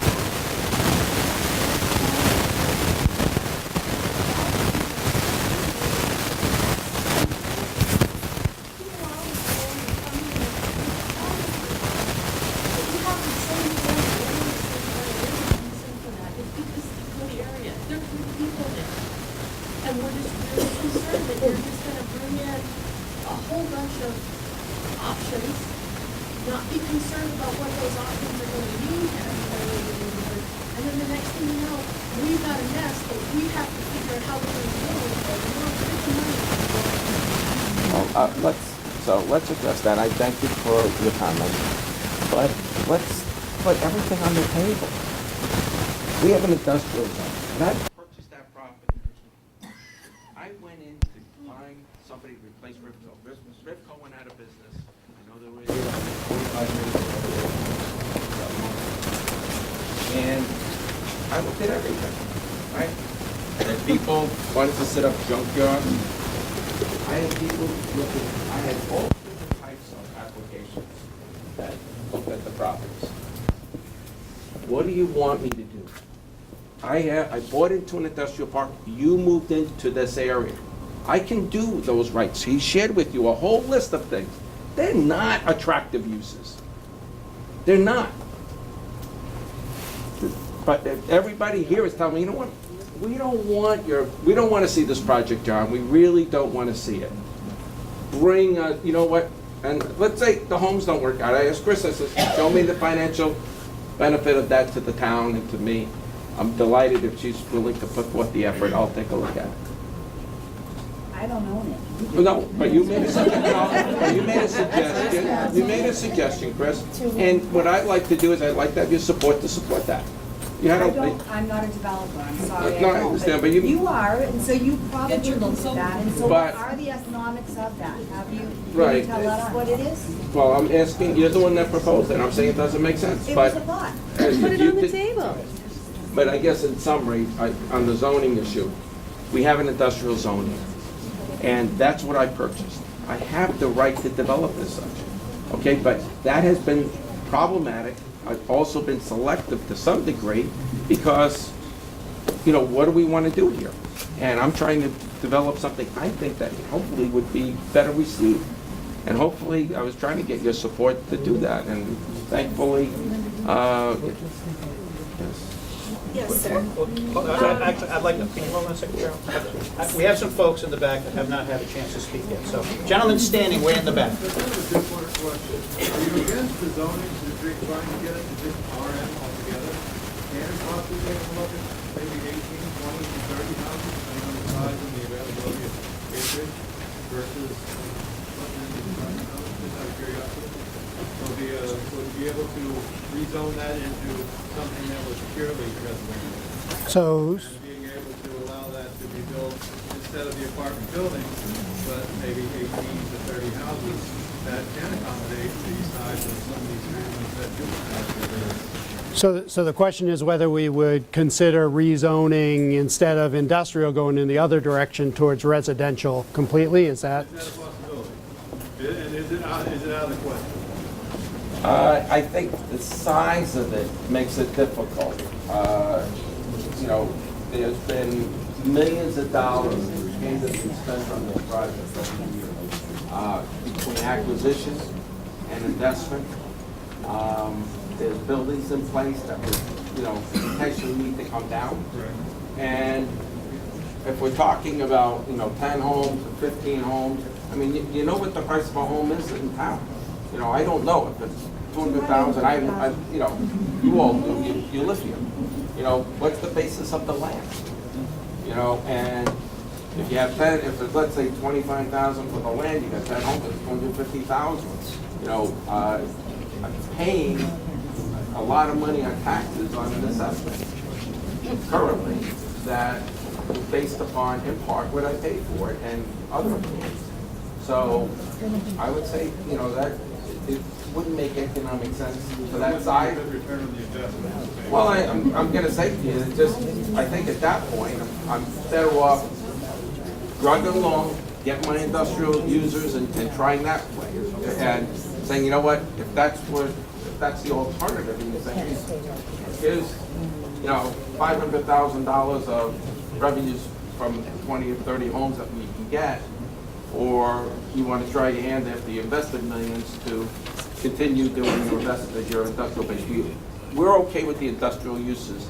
If that's what I'm hearing tonight, okay, and that's what, then I think it's important for me to get a sense from all of you, because today, if I came in today and said, geez, I have a use today, and it's waste management, so it's across the river, right? I've spoken to them about the site. They're going to move over to Merrimack. They're not the case, but I'm just saying as an example. Okay, how would everybody feel about that? Come on, that would make. You know, what we'll do afterwards. They'd be great jobs, but I don't think that's hopefully, you know, the direction we all want to go. So I'm just, again, that's not the case, but I'm just saying, you know, hopefully this is. You posed a good question. So, as we're wrapping up our questions, I want to recognize it's 8 o'clock. Folks still, I think, want to stay here. I'd like to get to the remainder of the questions. We're going a little late. I think that's okay. And then I would like to do a little show of hands afterwards. We'll pick out some uses so that we can give some feedback here to these folks as to what the residents really think they would like to see there. But first, a few more questions right in the purple there. My name's Leanne Carey. I live on Merrimack Street down near the cows. And we've been here for 13 years. And I think the big misgiving that I have is that you said that you've had conversations with developers and you have some mock-up plans sort of intimated you've talked to people about various options and whatever. We've seen none of those.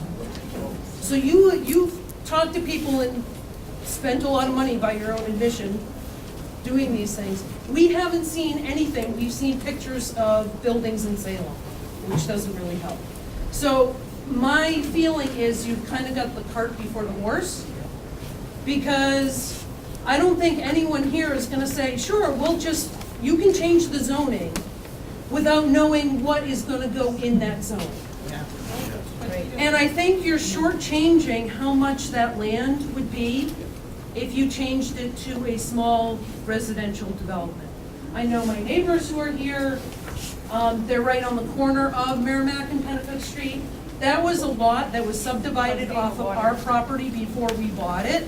it was a third of an acre. It was what, $99,000 or something just for the lot? For the developer to build one house was $99,000 for a third of an acre. So I'm pretty certain that where the Rivco warehouse is, that's 3 acres or whatever, you could probably make a pretty good money just on the land there with it before even, but it sounds like you've just haven't even thought of that out of hand because it's not gonna get you the big bucks. That 300 apartments is gonna get you. And 300 apartments might be good for your bottom line, it's not gonna be good for my bottom line when my property values go down because I've got 6 stories looking in on my backyard. Right here in the green. So I'm a resident of Penacook on Cross Street, and I've lived here for 5 years. And there's an empty building on the corner across the summer that's been there for the 5 years that I've lived here. They were gonna turn it maybe into apartments or condos, and it's just empty, and the windows are broken, and it's fenced in. And there was big ideas about what was gonna happen with that building even before I moved there, and nothing's happening. That's just a point. My main concern is the capacity with schools. Maybe you're thinking studio apartments, 1-bedroom apartments, and that's fine. It's good to have smaller housing so people who do commute to Manchester can afford something that's not Manchester because it's very expensive to live there. I've lived there. But what's the capacity that our schools can handle for adding more students? Because my class sizes that my kids are in are sometimes 25, getting closer to 30. Do we really have the room in the schools? Have we talked to the school board, the school district, for what kind of capacity we can increase with more housing? I'm happy to talk a little bit about that, and I just want to refer to a couple of notes I have. This has been, because it's been an ongoing question, so I just want to see if I can address it at least preliminarily anyway for you folks. According to the superintendent who wasn't able to make it here tonight, Merrimack Valley, there's a lot of, he's told me there's a lot of nuance, details, and estimates in projecting cost figures. So you can't just sort of nail down, one thing. There's no easy calculation, in other words. And he has stated that the main reason for the increased costs to the Merrimack Valley School District, and by the way, the district has fallen by a few hundred students in the past 10 or 12 years. It's about 10%. But meanwhile, over the same period, spending has gone up about 25% in the district. So there's no correlation right there between number of students and the amount of spending that's been going on, and therefore the amount of taxes that you've all been paying. So the main reason the superintendent has said for the increased costs has been downshifting of costs from cuts made by the state and federal governments, paying for staff specialists for those children with certain needs, and staff costs in general. And that actually, if you want to, folks can look it up. That was a Concord Monitor article from June 12th, 2017, where he stated that. And he's also said that it's difficult to cut teachers as enrollments dwindle because the reduction in students is spread thinly over grade levels. So you see the costs are sort of being maintained that way. So I'll just point out as another point of reference that there are actually more school districts in New Hampshire with a population of 1.3 million than there are in Florida with a population of 20 million. So we are paying in New Hampshire a lot of tax dollars to maintain individual school districts throughout the state. So really, if you look at Merrimack Valley School District, I predict that's actually the wave of the future. Not just for schools, but there's going to be a point in time, and maybe all of us will be gone, but at some point in time in the future, municipalities are not going to be able to support their own police and fire and emergency services. There's going to have to be consolidation, much like you've seen with Merrimack Valley in terms of the school system. So that's just a basic comment on that. There's a lot more information. It goes a lot deeper than that. It's a lot more complicated than that, but just to give you some kind of sense of that it is, in fact, a little bit of a complicated issue. I think you were on for a question. The question is what was asked in the classes, Right. and what we were spending on dollars. So You let didn't answer that question Let me at all. clarify that that because I am on the school board and I do know specifically. Penacook is at capacity, which means any new children coming in would have to go to one of our schools that is not at capacity. So one of the real problems with any large development in Penacook is where do we put the kids? And it is true, Merrimack Valley's population has declined about 10% over the last 10 or 12 years, which is a whole lot less decline than other school districts in the state. We've remained relatively stable. With the number of developments going in Bosquen and Penacook, I can assure you, we won't see a decline at Merrimack Valley.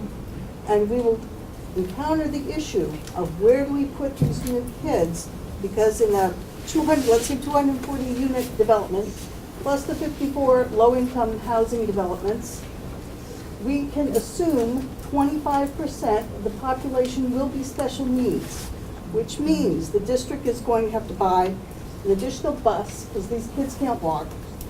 They're going to have to provide additional services to these children, and all children should be educated to the best of their ability. And we're going to have to find a place to house these children, which means they'll have to go to Bosquen or Salisbury or Webster. Salisbury and Webster have the lowest populations. That's probably where they're going to have to be bused in order to stay in district without building new buildings. Thank you, Lori. This is Lori Carey, by the way, the school board. And if I put my counselor hat on, also again for a moment here, speaking as a counselor, one of the concerns that we have on City Council is the fact that we are faced in Concord with a 1% vacancy rate for housing. That is extremely tight, and in fact, that is tighter than most other communities of our size in the country. So we have to find a way, I think, to balance these things ultimately, and it's going to take more than our discussion here tonight. But I did just want to point that out, that Concord needs places. We need places to live, and we need affordable housing in Concord, and we need, studio apartments and smaller apartments, because we also hear at the state level of our young people leaving the state because simply they come out of college or school and they get their first job. They can't afford the market rate of $1,300 a month for a one-bedroom or two-bedroom apartment in Concord. Okay, that's why they're moving to other places where the salaries are higher. So this is a challenge that we have that's ongoing in our community at the state level as well. Is there any other hands? Yes. So my husband and I moved to Wall Street this past year. We're like the Florida NHPR, we're the young couple that wanted the quiet neighborhood and all that stuff. And I get your business plan. We're not like, I get, when we moved in and I saw that site, I knew that this was a possibility. I thought we might get a little more equity in our house before it happened. If a site like you're proposing, like a 200, 300 apartment, we're gonna leave. That's not what we want. It's just not what we're looking for. It might be appealing to other people. My question is, if this goes forward, where do I go? Do you guys get it to us, or do I go somewhere else? How quickly is our property value gonna tank? What's the resale value gonna be? And do we have any rights of notice before this happens? What's the turnaround gonna look like? I guess, who do I go to for that information? Yes, where can you go for further information? I can answer part of that. If there is a specific development proposal for this site, for any use, whether it's housing, whether it's industrial, whether it's single-family homes, the abutters will be noticed before it goes to a public hearing before the planning board. So, and there'll be public notice. So this is going to be in the Concord Monitor. It already has been. If I tried to put our house on the market this spring, is the value already going to have gone down? Because everyone knows that this is coming? Well, that to me, that has a preconception about whether this is good or bad, and we can respectfully disagree about that. I don't know what the market will say about that. I would also suggest, though, that just further on your question about information, if that sign-up sheet is going around, that's one way that you can get more information in advance. And I've been encouraging these folks to kind of continue to work with me so I can work with you all. And continue to come forward in advance with your plans and proposals so that folks have a sense of what's going on before they get an abutters notice. I think that would be a Yes, great courtesy, yes. and you can see there's a lot of interest here for that. I didn't mean to suggest that would be the only That's why I wanted to opportunity, clarify but that also, formally, 'cause yes, I figured yes. that, you know, you'd said that you want to continue to do Yes. this work with the community, so there will be more information coming forth on this. Yes. I have a question in regard to your site studies. You had said that you haven't met yet with city engineering to decide what the impact is going to be and have the studies done.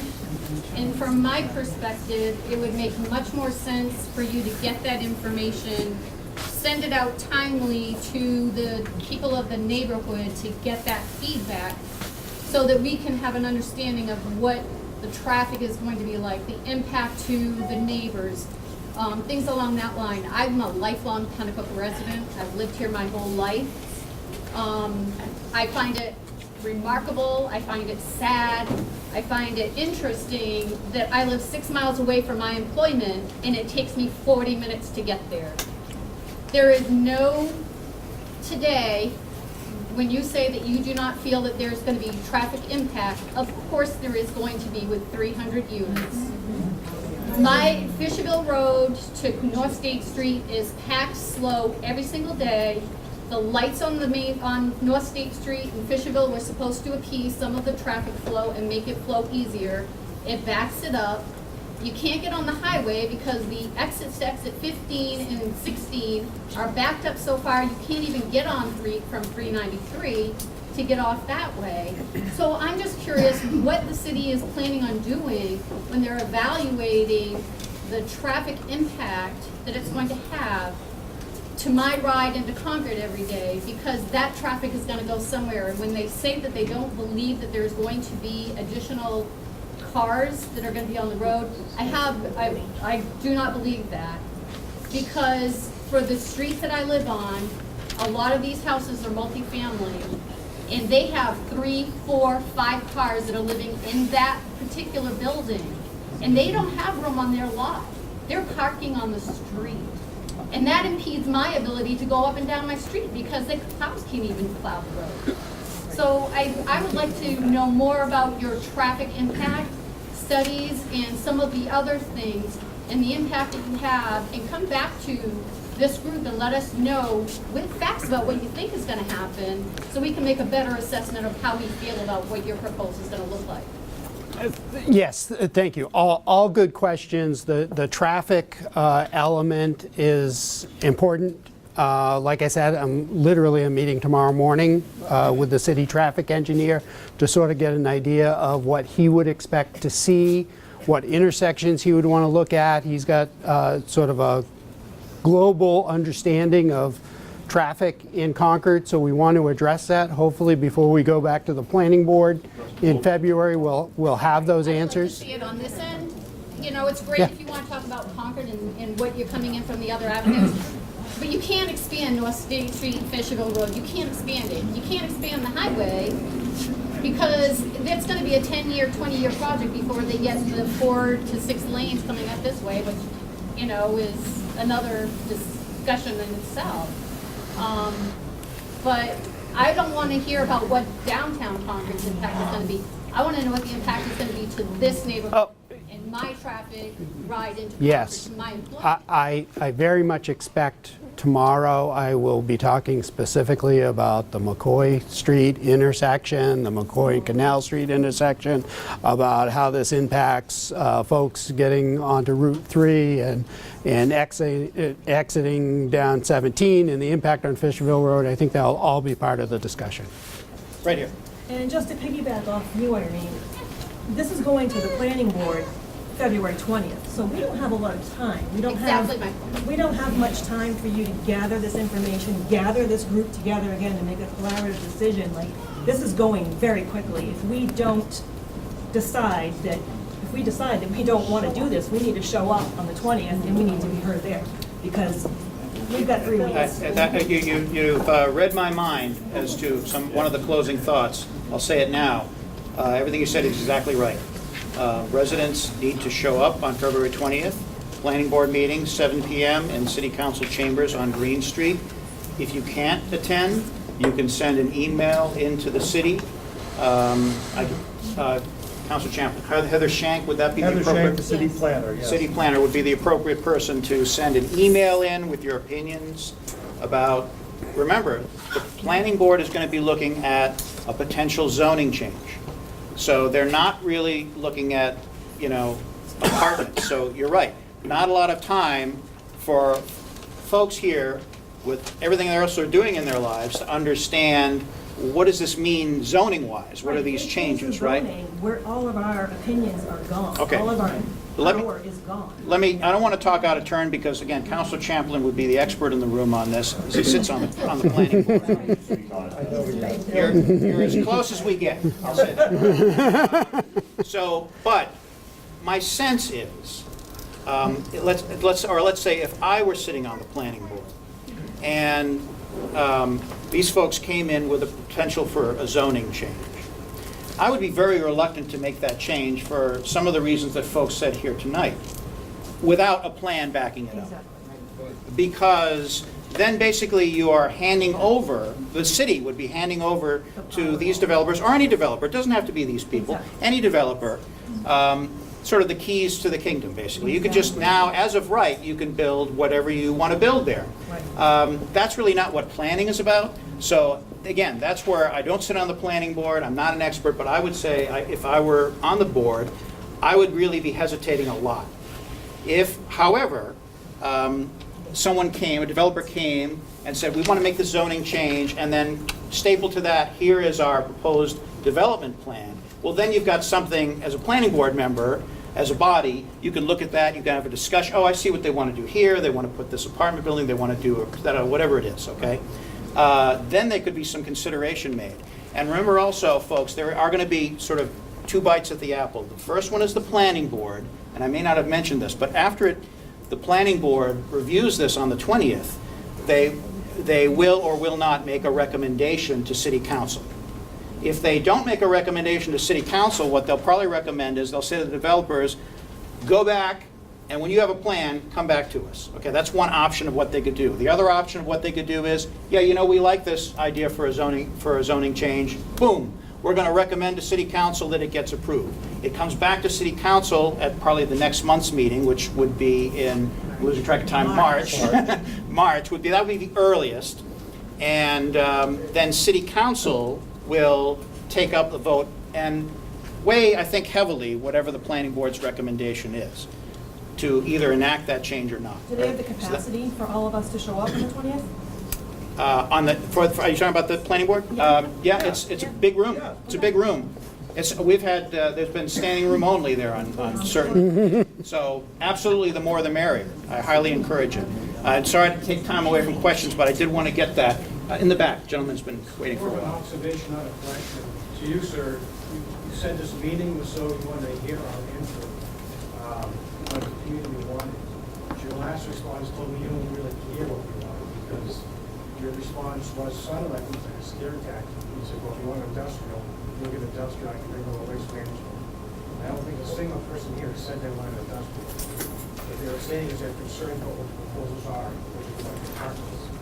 You don't want to hear that. You challenge her to research residential housing, saying you haven't done that yet, but you're speaking out of both sides, you know, because you said it's not economical to you.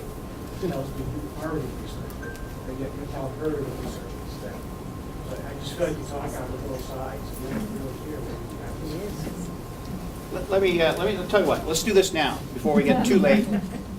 Based on your comments there, how many folks here, show of hands, would like to see this property stay kind of like it is as residential? I don't think you should do that. No. Because you Why? did that in the past, and the Concord Monitor said, the people of Penacook felt this way, and that I'd wasn't be willing- really true.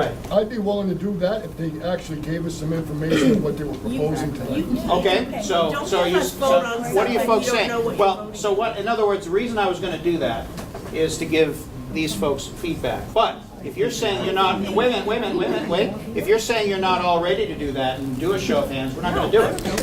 Because half of the people have already left too. I mean, it should have been done. I understand that. We're dealing with who we have left here. Disingenuous to ask now. Brent, Yes. Well, I mean, we certainly have feedback. I'm sure John has more things swimming around in his head than he had before. So do I. I know people still have questions, and I know some people have left the room. For me, a straw vote or something like that isn't going to add much to our calculation. But I would like to say, people are still going to have questions about this. I think on some of this material, you have my phone number, you have my email. Please pick up the phone, call me, email me. I'm happy to answer questions if we don't get to them tonight. I should have said that earlier. No, that's right, and that was going to be part of my closing as well. Can I just ask a quick question? You know what, Wendy, because Wendy really didn't get a chance to get on. Politician. Excuse me? She's been having her hand up for the last I hour. said that the protocol was going to be that folks that didn't ask a question yet were going to go first. Yes, Wendy. So I want to say thank you for coming. I'm not crazy about a 6-story building. I think you heard that. I'm glad. I want to thank you for not putting in a chicken processing plant, because I think you have been a good neighbor. Everything's on the table. Put something in there that made noise and polluted everything, so I appreciate that. You don't have to be here tonight either. You came here tonight, which I think was very brave, but I think we did pretty well. And my suggestion would be that you consider a smaller project to start with, so that there's some goodwill and trust and whatever built in. You have been a good neighbor with Rivco. I love what's going on over there, and I'm sorry it went in the paper that there's a 6-story built. It's like, are they nuts? That did it. You know, that just really, you know. So I'd like to see some development. I'd love to see something, but not the 6-story thing. Not, and I'm not really sure I'm into 3-story either. But thank you for not putting in what you could have done, and thank you for coming here and listening to us. Yes. Let's see if we can just quickly wrap up with, we got 3 more hands, and then we'll close it. But what we'll do is, any other further questions, thoughts, etc., there are index cards. Write them down. Leave them on that table over there. We will pick them up. We will get them over to the team. We'll get some answers communicated to you to those questions at some point. Terry. The traffic study, how long do you think it would take before you get any kind of report that Brent could distribute by email to everybody that signed up on the list tonight? I don't know. I'll know more tomorrow after I get an idea of what city staff might like to see. Certainly you'd have something by February 20th. Would that be part of the planning? Hopefully. Okay. Yeah, did you want to use? Yes. Yeah, if you were going to poll tonight, I think the question that you should ask is how many people would be supportive of a zoning change based on the information presented tonight? And I think you're going to find that you're going to have a unanimous vote.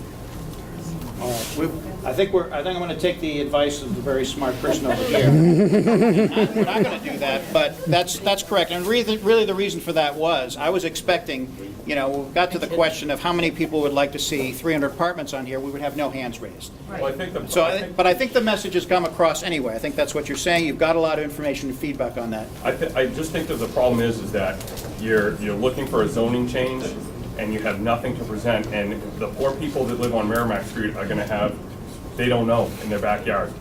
And you want the city to pass it and give an open door to put in whatever you want, because unfortunately, it's gonna go to the highest bidder, because nobody built a development for the good of the community. No offense, but they're looking to build it to make money. That's all developers do, is look to make money. They could give a rat's behind about the people that live in that neighborhood.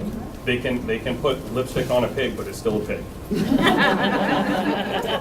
Thank you for using the word behind also. I was waiting for that moment. Yes. I just think it was a great presentation, what you guys did and what you want to do, but you have to come back with the full plan. I got this project, we want to do this, we want to change these for these reasons. And I think if you could come in with a full package, it will alleviate a lot of the concerns that people have. Like you're saying, this is just giving you an open canvas to make what you want. But you come in with a full set of plans, this is what I got who wants to do this. I know you said they don't want to spend the money to the builders because they don't have guarantees that this is gonna happen. But if you let them know, we're willing to look at the full project, beginning to end. We don't want to piecemeal it together. We want a project date, this is what we want to do, here's the variances we want, here's the zoning changes, here's the reason why, here's the buildings, here's the open space, full package deal. That's the way to do a project, not come in and we're going to do this and we don't know what's going to go on. Come in with a full project presentation. Did you, what, Deb, go first and then Deb. Last words, right here, Deb, go. I actually think they did a really good job as far as trying to go ahead and make us aware of it. But I also think that we didn't get enough information. We didn't get enough information. Not enough information. That's what you're hearing. But the project itself, I mean, if they can make some really green space down there, if they could make it, and they could do less apartments, maybe more townhouses, and they could make it upscale and market value, nothing but market value, then it actually isn't a bad project. But you got to see the greenery and you got to be able to have that kind of thing. Let me just ask you a question before everybody else leaves, just to get some further input from all of you. So I can get somebody to make this, because this isn't, and I understand, I hear all of you. But would this be enough to trust in the planning board? In other words, you heard from Phil about the height. Remember, everybody was like, oh boy, you know, we don't want the height. Oh, he says, look, we'll leave it to the discretion of the planning board. That would go a long way for me to be able to do what you're asking me to do. So if you left it to the discretion of the planning board to make those calls, so that, let's say, company A, whoever that is, okay, would be able to come forward, make their presentation. If all of you like it and say, you know what, boy, this is a project, they heard us, they're doing it right, planning board, give it the thumbs up, we like that, whether it's the height issue or the amount of units, would that be something everybody would be in favor of, knowing that the planning board had that discretion? No. Oh, you would not be okay with that? No. Okay. All right. I don't know, just asking. Because part of the problem is that the people that are making decisions for the town of Penacook have no skin in the game. That's right. So Concord's fine making these decisions about Penacook because it's not their school district that's affected. It's our school district that's affected. It's our neighborhood that's affected. Not them, it's us. But we don't get the big say. We're not, because we have to play, we're supposedly part of Concord. We have been for years.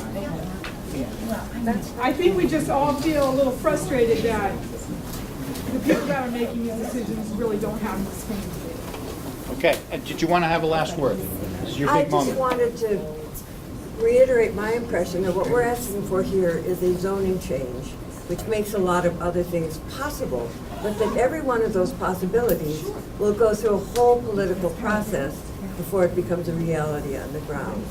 And you'll have many, many opportunities to object or encourage kinds of development that you want. And this does not end that question in one way or another. This land needs to be changed its use, or it loses all of its value to you as a community, as well as to the developer. Well, wasn't one of the things that had to happen, Brent, if I'm not mistaken, that in order to grow as a community, we need more people. Without more people, we don't get commercial. Without commercial, we can't grow. So where are we going to go? Are we going to be stagnant in this place? Or are we going to move forward and maybe make things better? Yes, thank you, Deb. So let's just the last comment on that, and then I'll give you guys an opportunity to make a closing comment. Yes, that is part of the problem, the chicken and egg problem. Right. That without additional residential, you don't have the support base for people who would want to open commercial property to do so. So, for example, in the tannery space, the lease property that was built there as part of the Penacook Physicians property is still up for lease. It's still empty. It's been empty since it was built. And so that's just one example of, not enough kind of synergy in the area. So what you're saying is actually an excellent point that we do need to keep in mind. So with that, last words? Any last words? Are you guys? Thank you. Okay, good. All right. Thank you all for comments. So for those of you that want a little more information or to do a recap,